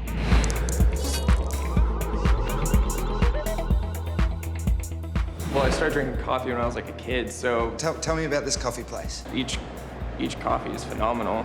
We do nothing but single origin coffees, the best of the best. The average person would look at you and say, look, he's sporting a nice beard, he's got a sleeve, and he's working coffee, and he's got his Instagram tag on his arm. I mean, in Australia, that is the definition of what a hipster looks like. Would you agree? I would agree, yeah. Come here, man. Come here, Callum. Thank you so much. No problem, man. Anytime. You've got to teach me this single origin artisanal barista shit. Look, it looks very scientific. Grab a filter. Yeah. You're gonna fold it. Yeah. Take it and spread it out. Okay. And soak the filter. What's this called? A glass thingy. Wow. Weigh out 22 grams. It's very precise. Should be the proper amount. Dump them? Yeah. Do you end up with a stray bean? That's not super important. Just kind of pound it a little bit and smell it. There's no like rhyme or reason. Coat around the rim. Oh, clunky. Just keep it consistent. Ah. Yeah, it's really hot. Do you want me to pour for you? Seem like such a pussy. You did good, man. That was really good. I was very impressed. Yeah, that was a good first seat. Thanks, man. Hey. Hey. Is it safe for me to assume that you're the beard bum guy? It's good to meet you. I'm John. Hi, John. It's all natural. It's all good stuff. It's organic. We supply the entire world with beard balm. But like, there's a real lack of capacity to generate this product, which is like essential for men. This product didn't exist for 150 years for some unknown reason. For all the snake oils and everything else that got invented, no one thought that like, hey, maybe we should put together some beard balm for people. I'm pretty sure you could grow a nice beard. I tried before I came. Yeah. Because I actually wanted to be sporting one during this. Yeah. It was so pathetic. Oh, man. That the producers told me to shave it. They told you to cut it off. See, that's hard, man. But it was fucked. It was a terrible beard. So here's what I'll say to that. Because I've seen some truly amazing beards that people are pushing out with like 4 hairs, literally 4 hairs. You gotta stop shaving. When the producer tells you to shave, tell them to go fuck themselves. No one who has followed this advice has been unable to grow a beard in 6 months. This is a hipster product. Hipsters are buying this balm. Yeah, because it's awesome shit. You know, people can be like, oh, trendy this, trendy that. No, why wouldn't you have a beard? It's a no-brainer to have a beard. They're awesome. I mean, they look sweet. The only thing they're doing is putting some beard balm in their beard. So you attribute the popularity of beards to the fact that balm has been invented? That's it. That's it. Wow, that's a big call. Every man owes it to themselves and to their ancestors who, frankly, figured this out. I mean, this is like natural selection. This is what my ancestors gave me, and fuck you. We've got beard balm here. We've got, which I've smelt and... Isn't it great? Oh man, it's a fabulous product. We've got letterpress printing. We've got handmade denim jeans. Is Pony Ride more than a hipster haven? We drew a lot of college-educated, 25-year-olds back to Detroit in 10 years. That's huge for us. You have people here that are here making a huge difference in the community, particularly here in Pony Ride. And, businesses are coming back. They're being attracted. They see what's happening here. And, the 18 women that Veronica Scott has been able to hire out of a homeless shelter, that's really the story, right? Well, that's why I'm traveling around the world, to find out what's underneath the beards, the tats, and the cool looks, and what I'm finding underneath it all is community. Yes. Intelligence. Yes. Innovation. Right. It's incredibly exciting what's underneath the image of it. Yes. I'm starting to feel like the term hipsterpreneur is a little loaded, as if it implies taking advantage of fads for some kind of commercial gain. But the people I've met here in Detroit seem genuinely committed to reinvigorating this city, either on a small scale or large. There's an old saying in America, you don't know shit from Shinola. Well, I'm about to meet the people that do. Hey. Hi. Welcome to Shinola. Thank you so much. Yeah, cheers, great place. Bikes, watches, hand-stitched footballs. I was keen to find out more about why a city that prospered making products for everyday Americans became so attractive to businesses crafting products targeted specifically at hipsters. Shinola. This is going well, isn't it?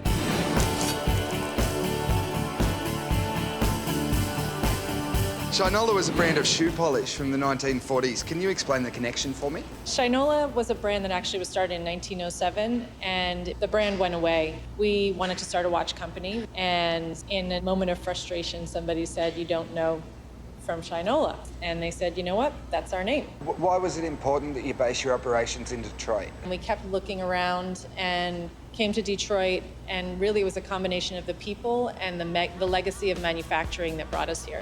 We opened the watch factory in 2011, and here we are today, almost 300 people, so we got lucky.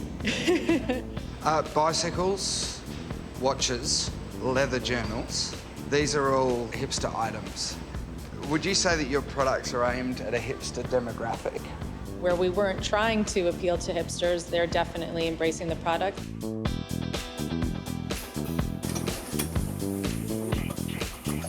Shinola has a commitment to employing locals. Why is community important to you? The majority of people that we do employ are from Detroit, many of which have not worked on watches before or worked on leather goods. We are committed to contributing to the training or retraining. So you cut all the straps yourself? Yes, I do. We have a set goal of 425 watches a day. It's a complicated process. Yes, it is. It's not just a bit of leather, is it? This leather here is being rejected. Usually, when I say it's no good, it's no good. We pay a lot of money for this, so we have to be fussy. So you're Professor Fusspot? Yeah, exactly. I convinced Bridget to let me have a go at making watches on the Shinola factory floor. However, she insisted I use protection. You're gonna put the screws in. Get the tweezers to get the screw. It is so precise. Look, I'm shaking. I feel terrible at this. You're shaking me. I am. I'm terrible. Yeah, okay. Don't tell anyone. That's our secret. Just push it in. Now look and make sure it's sticky. And voila.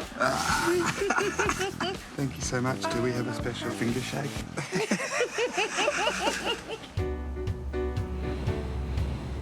Would a significant portion of your sales go to the hipster demographic? You have that younger hipster community that's drawn to the brand because of the story and because of the aesthetic that is in line with what they're looking for. If we can make a difference here in Detroit, and if this can be a sustainable business, it can be a prototype to take to other cities that are in similar situations as Detroit.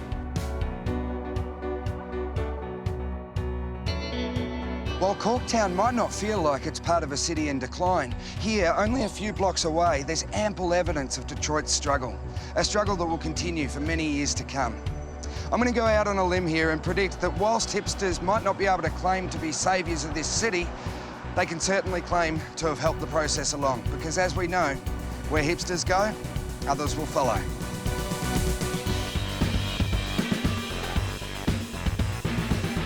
Vinyl records, film cameras, typewriters. Do hipsters genuinely wish they were born in another decade? Or is their love of retro just an easy way to buy authenticity in a world that seems ever more artificial? Today, I ask the question, why do hipsters think the future is actually the past?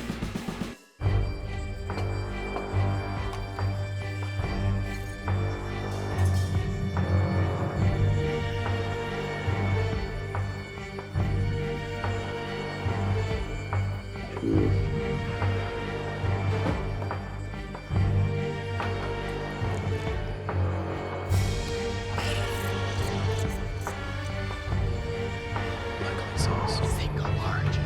Artisanal origin. Local sauce.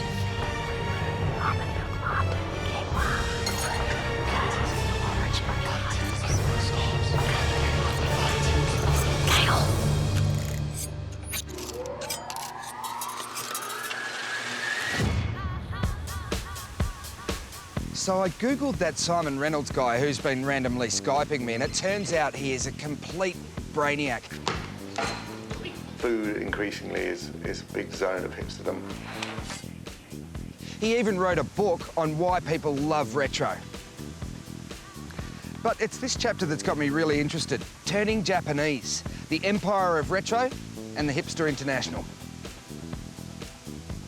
The writing's really small. Is there an audiobook version? No. Can you read it to me on the plane then? No.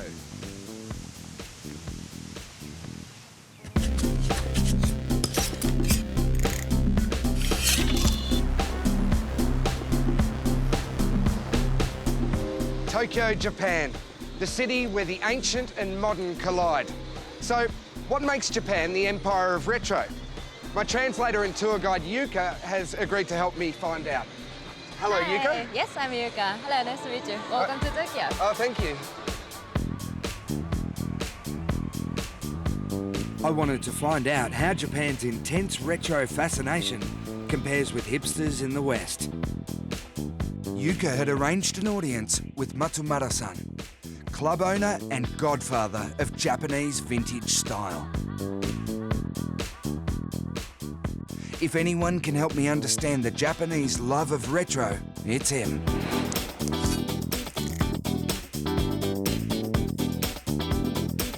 I've noticed that the Japanese people seem very committed to their style choices. Each person has like a really narrow niche. Loving one single thing. Yeah. Japanese people want to transform themselves into something. Hip-hop style or like rockabilly style, they found the basic part of Japanese fashion comes from the envy feeling towards Western people. Because we are small, because we have bigger heads, and we don't have like double eyelids, all that. So we kept like longing for like Western culture and being like Western people. They're more committed than Westerners are. Yeah, we nailed it so well that now those like Western people are looking at us thinking, holy shit, they're amazing. But it's actually coming from you guys. Yeah, wow. How important is authenticity when it comes to Japanese style? フェイクこそ新しい偽物なんだけどモノマネだからね。If you like nail it so well, Yeah. it becomes originality. Yeah, right. But definitely they just want to show off. They just show off. 目立ちたいっていうかちょっと自分。Now like Facebook and Instagram, you have online like existence, right? Yeah. So people are becoming more show off, like even more show off because you want to impress people and you now have a way to impress people. Are you a hipster? いやそれは分かんないけど。He just wants to support those kids. He's kind of like dad figure. Right, yeah. Cool. どうもありがとうございました。ありがとうございます。Thank you. Back on the streets, I started to notice all the different style niches in play. The Japanese sure know how to put an outfit together. I also started to feel a bit paranoid and underdressed. Would I end up like this guy? Arrested by the fashion police for not being niche enough. I needed to find a new style, and fast.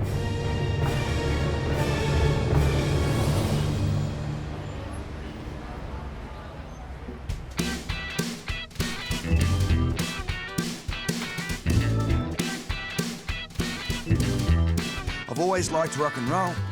Maybe that could work for me.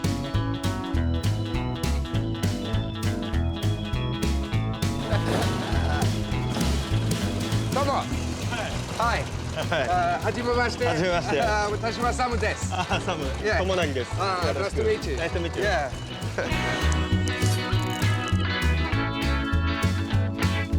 When did you fall in love with American 1950s? How did it happen?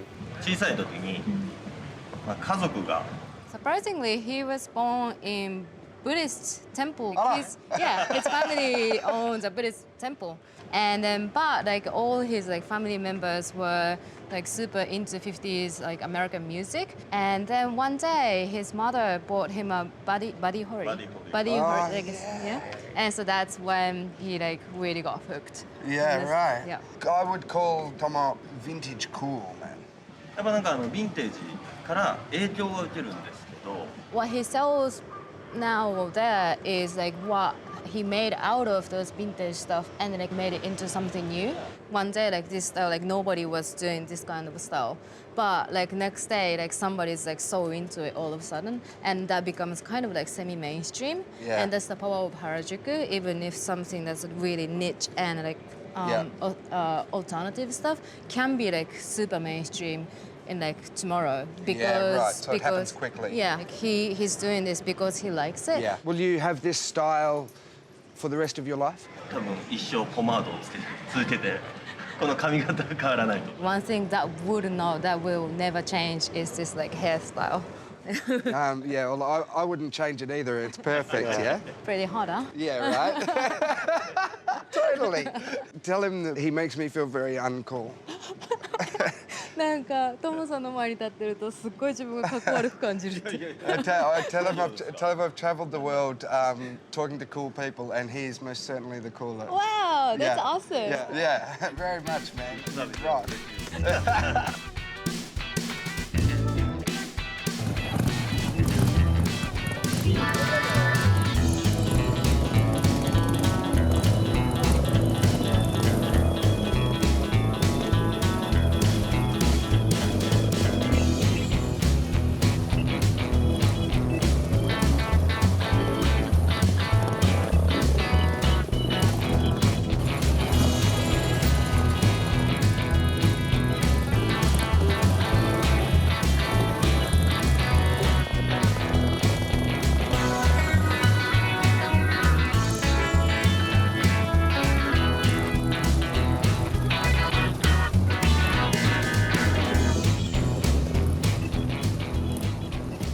As well as 50s rock and roll, another major influence on Japanese street fashion is also a particularly American contribution to popular culture: hip-hop.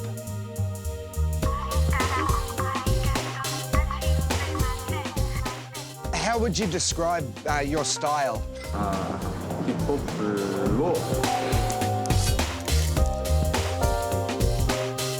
It's a hip hop, but it's not just like original hip hop. He adds like his personal taste and that, and like make it very current and modern and like his way.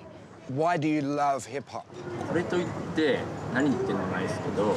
So first, like he listened to a lot of hip hop music and he watched a lot of movies. Okay, are these his b-boys? 彼らの友達、彼は友達? はい。 How would you describe your style? ザ俺。Me. Yeah, right, yeah. Can I see your rings? Man. Wow. Is it expensive to be so cool? もちろん。 Yeah, of course it's expensive. Yeah. As long as you're cool, Yeah. like everything is all right in hip-hop culture. So how does the mainstream treat them? こいいとは思われないですけど。 If those like mainstream people started thinking that they're cool, they're not cool anymore. Yeah. Do people follow your trends? だらけですね。本当. はい。 Wow. 困っちゃいますね。 They've got so many fans, it's just out of control. Yeah. Does it help with the ladies? まあ女の子のためですからね。あ、本当? もちろん。 Ah, it's all for girls. Can you pimp me up? Ah, okay. なんかドレスアップしてもらってもいいですか? Oh, yeah, totally. Do I try, Okay. That looks ridiculous.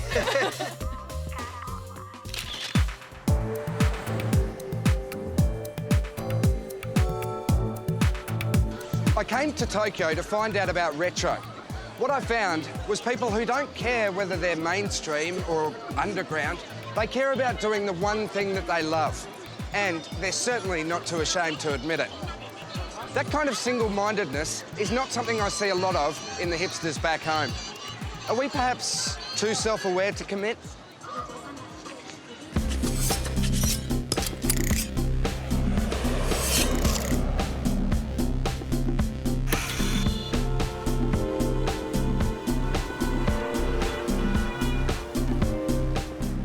Maybe the man who literally wrote the book on retro will have the answers. Hi, Simon, finally. Hello, Sam. Can't wait to chat face to face.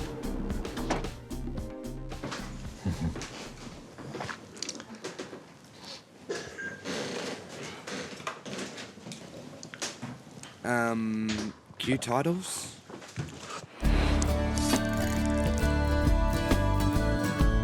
I've just been in Japan. I met people who demonstrate authenticity by showing a complete commitment to their style. They don't have that same hang-up about originality. They don't have this belief that you have to innovate or come up with something very quirky and individual. It's much more about doing it right. If you did that in the West, you'd be regarded as an obsessive freak. Is this a cultural difference? Really, the original hipster was white bohemians who were looking to black culture, to jazz and to blues, living more urgent, real lives. In the 90s, the problem was that you had hip-hop culture, and then you had this phenomenon of the wigger, the white guys trying to be down with hip-hop and using the slang, and that became like a joke, like seemed embarrassing for these people to be pretending to be black. So the hipster became much more about retro and about, you know, in some ways looking to sort of working class culture or old white culture, you know, sort of redneck kind of things. Drinking beers that were like blue-collar beers, like perhaps Blue Ribbon. So that's why hipsterism became much more vintage-oriented, much more looking back through history. How does retro manifest in a musical sense? These cool objects, these machines that are in your room or your rehearsal space. Kind of analog synthesizers and all of that kind of stuff. They're more hands-on. It's more like an artisanal kind of way of making music. It looks great on stage. You're grappling with a physical machine. It's part of that whole culture of the revival of crafts and people doing things the slow way and the difficult way. We live in a digital culture, but this is about going back to a manual, engaging your whole body in making things. Would you say there's a defining musical style for the hipster generation? Hipsterism needs new markers of cool, and if you're a band starting out, you need something to differentiate yourself. And if you can't think of some new, unheard of sound, then you have to go to the archives of pop music. Why it's escalated in the last 10, 12 years is the internet really has kind of put all this music up here. Now you can become an expert on something incredibly quickly. Obstacles of cost and time and physically going to record stores, and you can cut all that out. They're covering the whole of history and the whole of the globe, looking for things that no one else has rediscovered. Suddenly making records that sounded like Hall & Oates or like, yacht rock, 80s, shiny, super produced pop music, that became hip. In the early days of indie music, that was the enemy. Have we run out of ideas? Is that what it is? When you reach that point where, Christa Berg and Hall & Oates are like touchstones for you, then it feels like the hipster project is done. There's nowhere left to pillage, basically.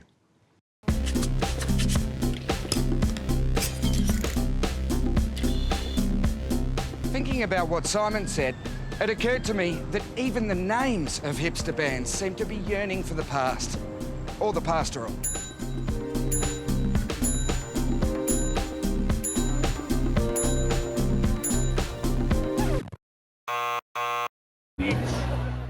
While it might be easy to say that musically there's nothing new under the sun, if you're dancing, does that really matter? And as I was about to discover, the musicians themselves are certainly not shy of name-checking their influences.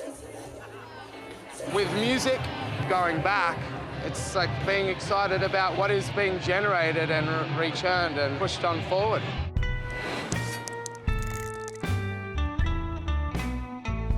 I see a resurgence of like old folk and blues because we were growing up on Nirvana and grunge, and we wanted to find out who influenced that. And then you find Neil Young, and you find Dylan, and you find before that Howlin' Wolf, and you find all of these people you keep decking back, and you find the more you go, the more honest it feels like it was, because there wasn't a scene, it wasn't questioned.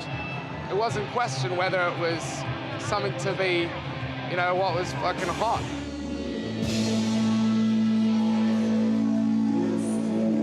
maybe there is more to this than just fashion.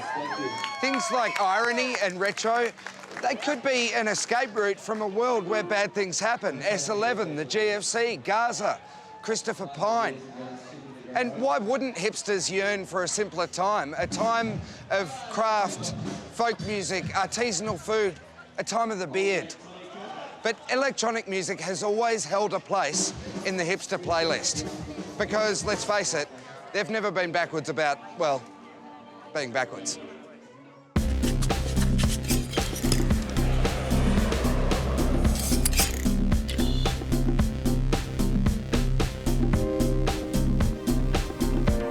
Do you have any new stuff here? New things?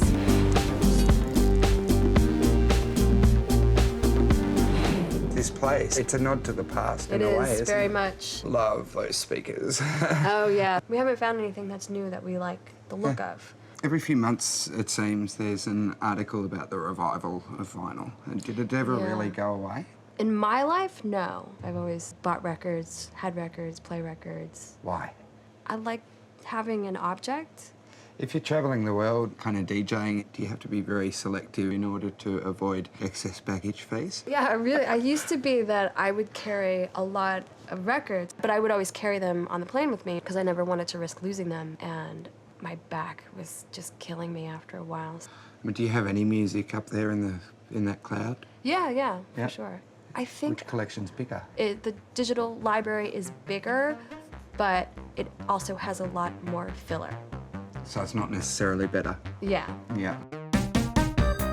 They might love vintage and retro, but hipsters have succumbed to the pull of social media along with everyone else. It's inextricably woven into the vintage fabric of hipster existence. What's the point of doing all this cool stuff if you can't post it to Instagram and make your friends jealous? Instagram, Insty! I'm addicted. I check it 5 times a day, although I wouldn't tell anyone that. I do enjoy Instagram, yes. I like a good selfie and letting other people know how good my life is. Yeah, I'm a really big fan of Instagram. There's a little bit too much food porn on there for me. You know, I'm just way over hashtags. Love Instagram. Hashtag Instagram. Boom.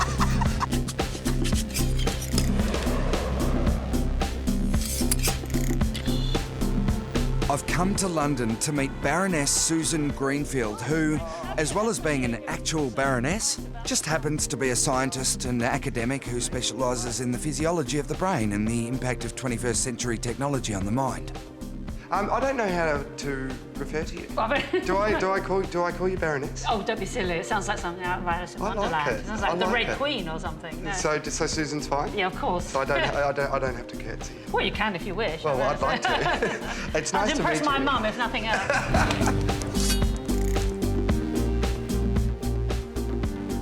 Hipsterism is about the self. About the self, how you dress, what you look like. Yeah? Well, we all know about selfies, you know, and how that's.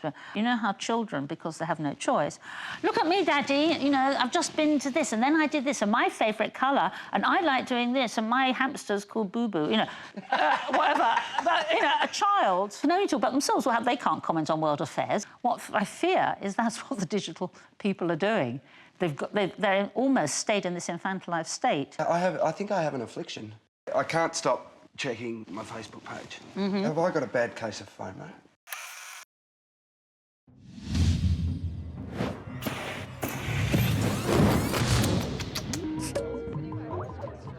Can you help me?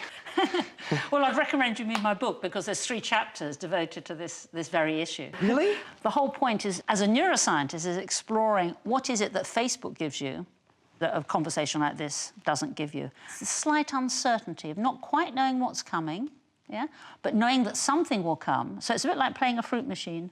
You know, there'll be an instant response of some sort, but it's never quite enough. So you want to carry on playing the game, checking again, because it's a tiny little bit of reinforcement that doesn't quite satisfy.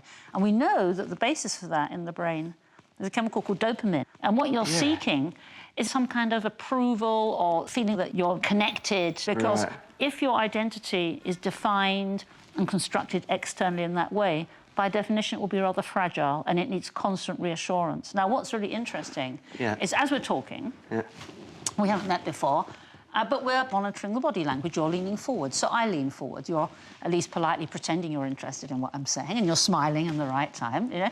So you're putting me at my ease. This is making me open up more to you. Would you tell me a secret if I was looking like this? Definitely not. No, there we go. But would you if I'm going like this? Absolutely. Yeah, exactly. So, well, you don't have to. No, I trust you already. Exactly. But you're nailing me. It's it's awkward. So all these skills, voice tone, body language, eye contact, whether or not you touch someone, where you touch them, and so on, all that is vital for establishing interpersonal rapport and empathy. Now, those things are not available on Facebook. It makes you very vulnerable because you're opening yourself and talking about things that are important to you, but to people who might come back and not understand you, who might criticise you. You might distort things a bit, that your social life is more interesting or crazy, that, you know, that you always look like that ideal photo that you look like. All my thoughts are interesting. All those things, yeah. And, of course, the real you. What happens to the real you? There's no one to confide in, no one to talk to. You're even lonelier.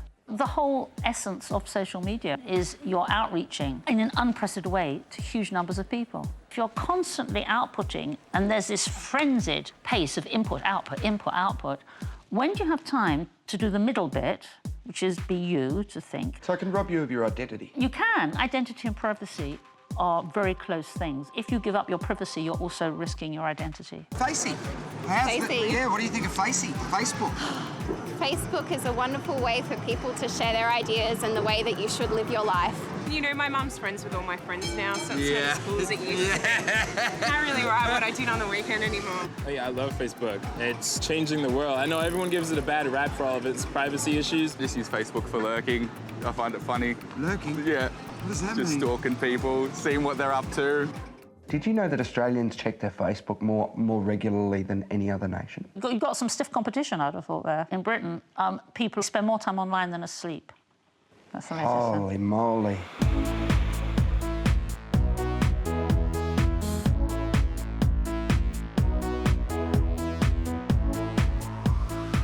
Have you heard of the expression JOMO?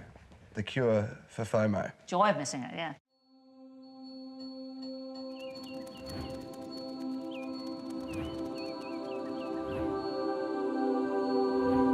If I find my JOMO, I might rediscover my mojo. Right, exactly, you need the mojo JOMO. What would happen if you just committed Facebook suicide? You're making me want to walk away from it now before it does any further damage. Yeah, so what would happen? Be able to focus on this 3D stuff. Yeah, it's called the real world, yeah. Yeah. Do I need to go to digital detox camp? There was this wonderful experiment involving a kind of digital detox where they took pre-teens, and I know you don't probably qualify quite in that age group. And they, maybe mentally. And it was a 5-day experiment, and they took away all their digital devices and they went on a camp. And they tested their interpersonal skills before, and then afterwards they'd been hugely changed and improved. The fact that within 5 days there can be measurable changes in how people are behaving shows you just how adaptable the human brain is. I've been accused of saying computers rewire the brain. I said, well, living does that. Every moment you're alive does that. What shape do you want it to take? What do you want the pattern to look like? Oh, wow.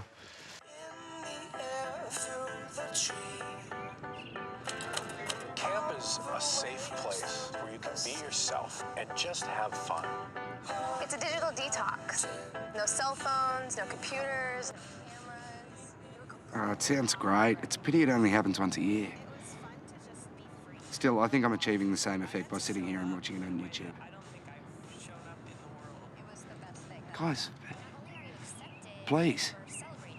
I can't digital detox with the camera right in my... Piss off.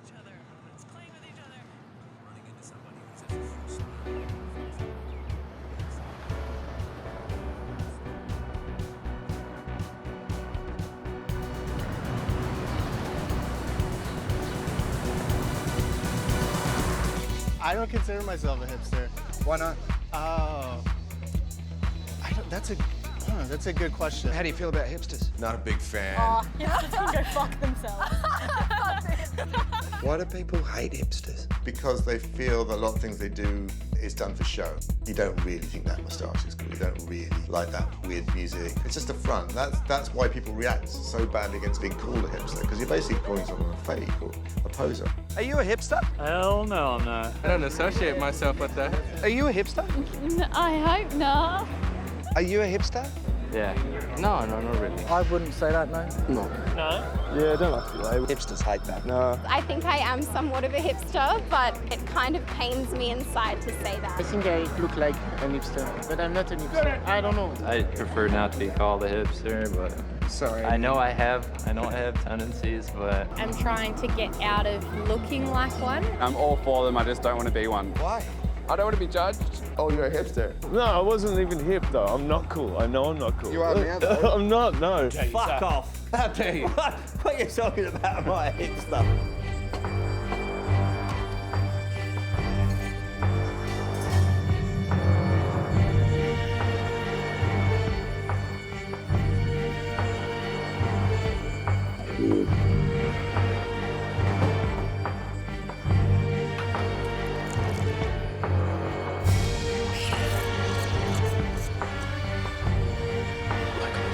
Single origin, artisanal, luckily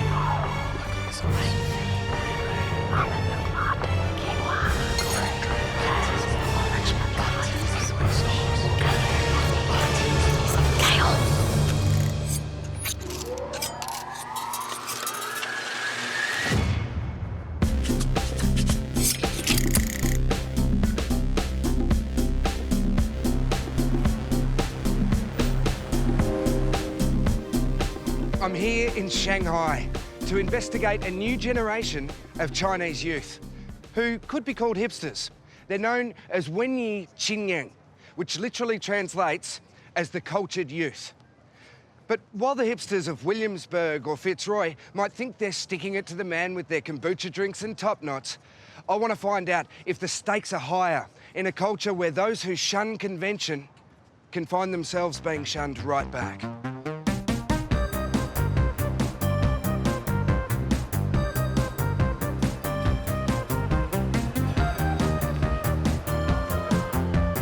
Does the idea of the hipster exist in China? Yeah. Excuse my bad Chinese. We have. Wenyi Qingyang. Like literally, it's artistic youth, but yeah, you can say it's like youth with culture.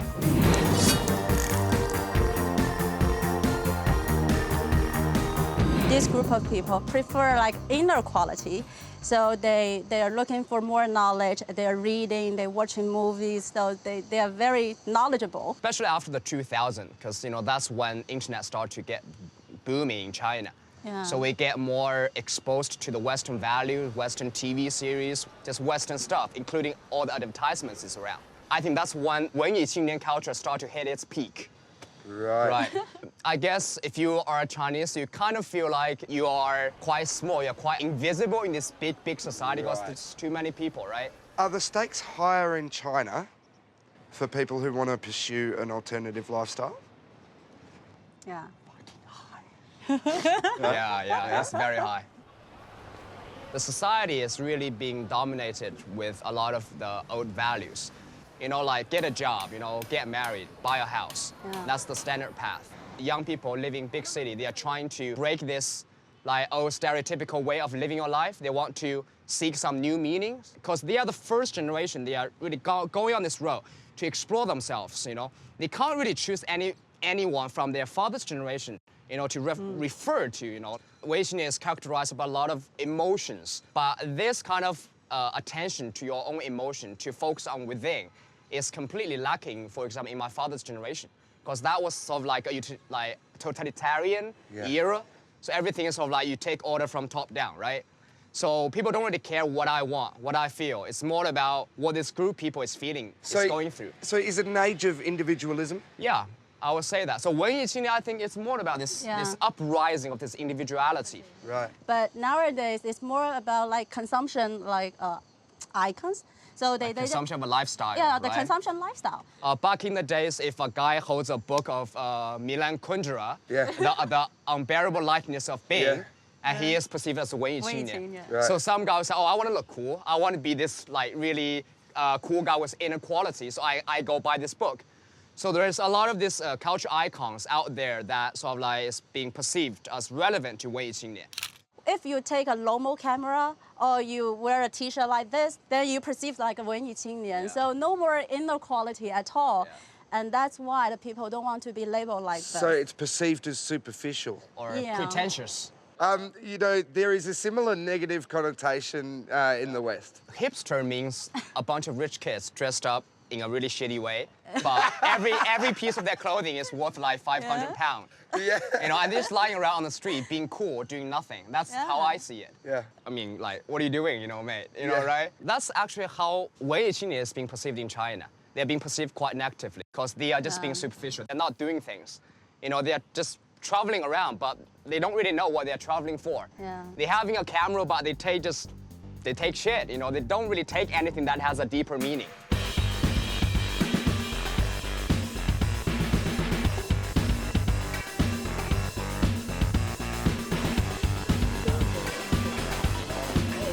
Chinese hipster glasses.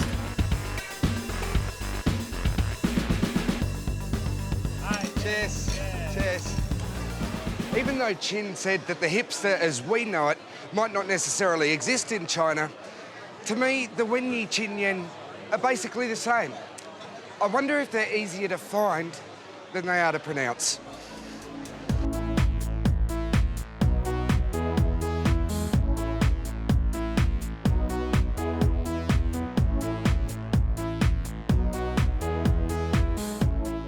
When you wear glasses, wear watch, or wear Converse, or whatever, you will think, need to read a lot. Right. Literature stuff. You like culture, you like arts. Do you think it's been influenced by the West? From Japan, from Europe, from America. They drink coffee. They hang out like in bookstore or like cafe a lot instead of like a shopping mall. Do they love vintage? Oh yes, they love vintage too. You know how to like express yourself in a certain way instead of like people just talking nonsense. Is one of the things to travel as well? Yes, we have money now. We have visa is better and better. Yeah. We can speak English. I think be ourselves is very important. How does the mainstream treat you? They don't understand me, like I don't understand them. Are you Wenyi Qinyan? You think I am? I don't know. Yeah, maybe. Oh yeah, I am. Do you enjoy being different? Yeah, probably. I'm glad you're different.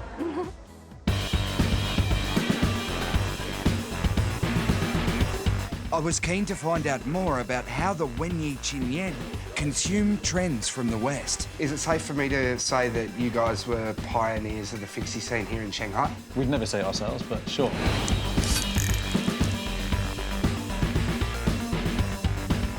I've heard that there's like this kind of cultured youth or this creative youth that are here in Shanghai. Do you sell bikes to those kind of people? Yeah, they're 99% of what's happening here. They're looking for ways to express themselves that maybe they couldn't do before. The thing about China is that it's been changing a lot over the past decade. Commercialism is coming through. Yeah. And so it's very quickly exposed to great technology that didn't exist for a while, and the internet's getting fast. So, sure, go out and get a job and follow your father down that path. But in many cases here, I think that there's a lot of don't follow your father down that path. Right. Let's form the new country, as it were. Right, there's encouragement to kind of follow what you're interested in and do what you enjoy. If you were to say that fixies are cool, what would you say makes them cool?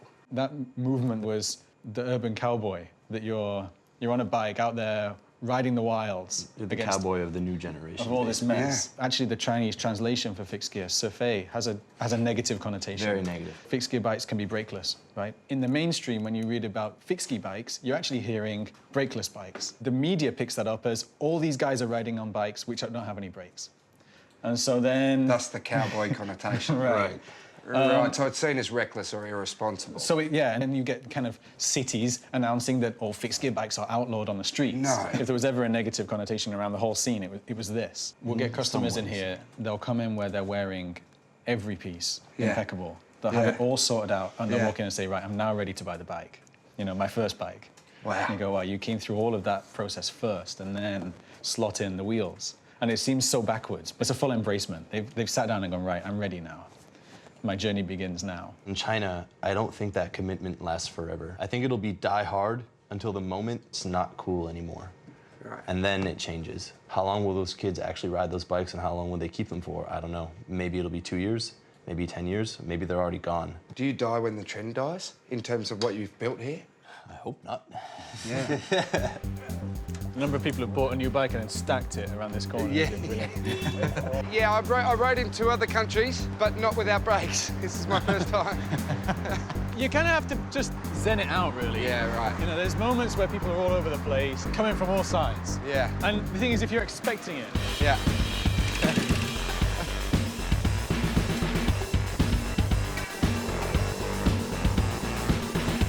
Oh, wow, this is going to be interesting.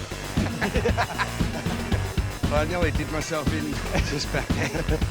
Yeah, I just simply can't stop quick enough. The good news is the hospital bills are really cheap, so... Yeah. It gets pretty hectic down here, though. OK. People try and explain it to you. They say, well, the buses are precedent because why would one person be more important than 50 that are on a bus? And they should have right-of-way constantly. Right. All right, it's getting hairy now. Wow. This is 4 huge malls all connected underground. Jeez, it's amazing. Aim for someone. All right, OK. Find a gap. Whoa. Oh. Man, if I get home safely, I'm going to feel quite lucky. Welcome to China. Yeah. Woo! Time for a beer, I think. Yeah, I reckon. Like the Western hipster, the Wenyi Qinyan are now perceived to have lost their way. But the key difference in my mind is that the cultured youth of China first emerged as a reaction to a repressive culture. But it begs the question, was the Western hipster ever a genuine subculture? I think I need help from a smart person.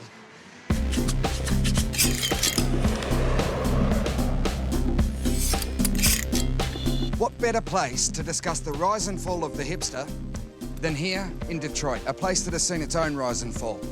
And who better to discuss it with than Professor Bruce Conforth, lecturer in American popular culture at the University of Michigan. So what's the difference between, say, the original hipster and the hipster of today? Hipster is a fallacy. You know, labels are fallacies. It's a total media invention that has nothing to do with what really being a hipster was about.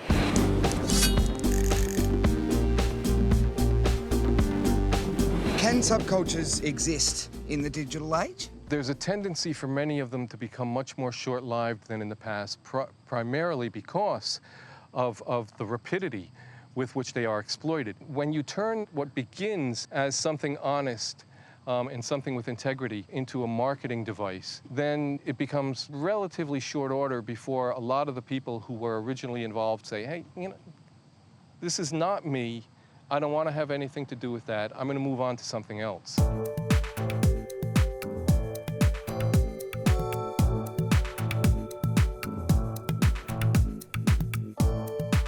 Before we get to your tats, I kind of want to talk about how important is it that we throw away these labels that I keep chucking around. Okay, you sure. I'm going to let you fly. I don't believe I need to prompt you. People are tired of being labeled, branded, constantly sold to. We don't have an identity anymore because we're constantly being branded by it. So are you label-less then? You know, I mean, even if I call you free of labels, then I'm labeling you, right? Well, I'm an artist. You can put that label on me, and I'm fine with that. I'm not a fucking iPhone. I don't need a laptop like the new one that you're trying to sell me based off of the branding because of what you think that I'm supposed to look like. In my travels, I think that I've discovered there is the truer kind of hipster and then the person that just wants to look like a hipster. And it's always been that way. I mean, it was that way during the beat generation. Right. You had true beats and you had beatniks. Yeah. You had, you know, hippies, and then you had, you know, your weekend warriors, the kids who on Friday night, you know, would put on their bell-bottoms and their tie-dye and go out and smoke some dope and go to a rock concert and feel like they were hippies. As technology has increased, as marketing has become more pervasive, you go to any mall, you can have somebody walk in looking, you know, like a high school preppy, and they can walk out looking like a hipster, you know. The oversized glasses, you know, they will have got their hair cut and do an asymmetrical thing, they may have some facial hair, you know, the incredibly tight jeans that are too short, and they'll walk out feeling as though they have assimilated that culture, but of course they haven't. The important question that I think we have to ask is, why did they feel the need to appropriate something that maybe not be their natural environment? With technology changing as rapidly as it does, and with the homogenization of popular music and popular culture, and music becoming auto-tuned and all these other things, that there's a certain desire to search for something that strikes them as being a little bit more honest, a little bit more real. The only way they may have access to that is by buying those things. The cultural stereotype of the hipster came about from people going over the top with trying to find some way to be different, when in reality, all they had to do was look within themselves. So, the hipster. Subcultural icon, triumph of marketing, or yesterday's news? And if it is yesterday's news, what's next? Yeah, hipster's dead. I guess it's not that cool to be a hipster anymore. What's next? Hopefully people not giving so much of a hoot about how they're perceived, but that's never gonna happen. The hipsters are having kids, and they're naming them weird things like rainbow and cloud, or what are those kids gonna be like? If it goes by history, they'll probably end up being lawyers and stuff, and be like, Dad, get a job. There was a hipster bar in the Lower East Side of New York where people just listened to classic rock. And it was almost like everyone was done with being cool. They just wanted to have a beer. Well, we've done emo, we're in hipster. I think it's got to go to somewhere really like sci-fi or something. Metal will be the next thing, and then they'll ruin something else.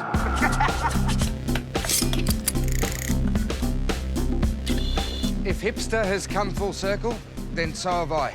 I'm back at Shag Vintage Clothing in Melbourne. Jeremy knew where hipster started, so I'm banking on him being able to tell me what's next. I enlisted the help of a baroness in Cambridge to kind of help rid me of my Fomo, but it keeps coming back. Hipster's done, and I really need to know what's next. Well, there's the normcore craze at the moment. I have heard mention of the normcore about the place, but nobody seems to really know what it is. You're half hipster, half normcore. Normcore? Have you heard of normcore? No. No. I don't know what normcore is. Normcore? No. Tell me more. Tell me. What is it? Do I need to know about Apparently it's an anti-fashion fashion. Have you heard of normcore? Yeah. I don't know why though. Yeah, well, that's the thing. I think it's supposed to be a bit under the radar, but in reality, the people that are perfecting normcore are probably spending an hour getting ready in their simple, sort of under-the-radar outfit. So normcore is, as the name suggests, it's kind of softcore normal. I reckon it's hardcore normal.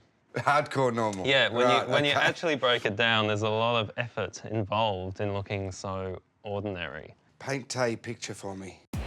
It's supposed to look effortless and sort of like you're not caring about labels and looking too fancy or trying too hard to look cool or so forth. But now there are sort of brands involved in creating this normcore experience for people.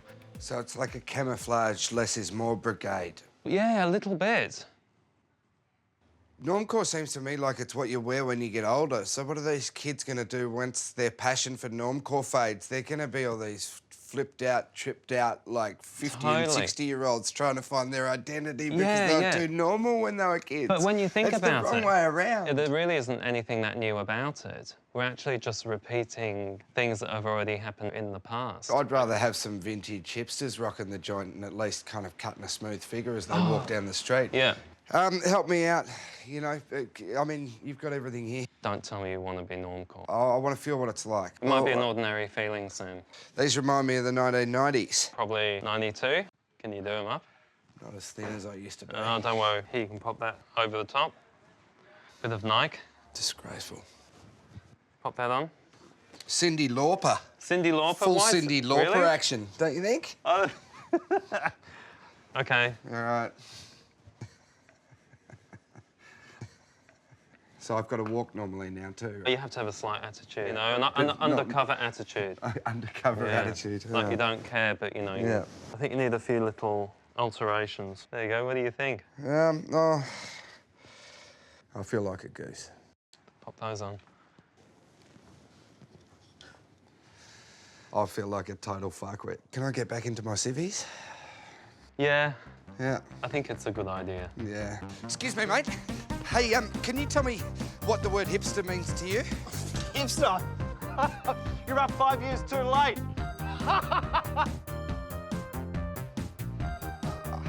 Why did the hipster burn her mouth?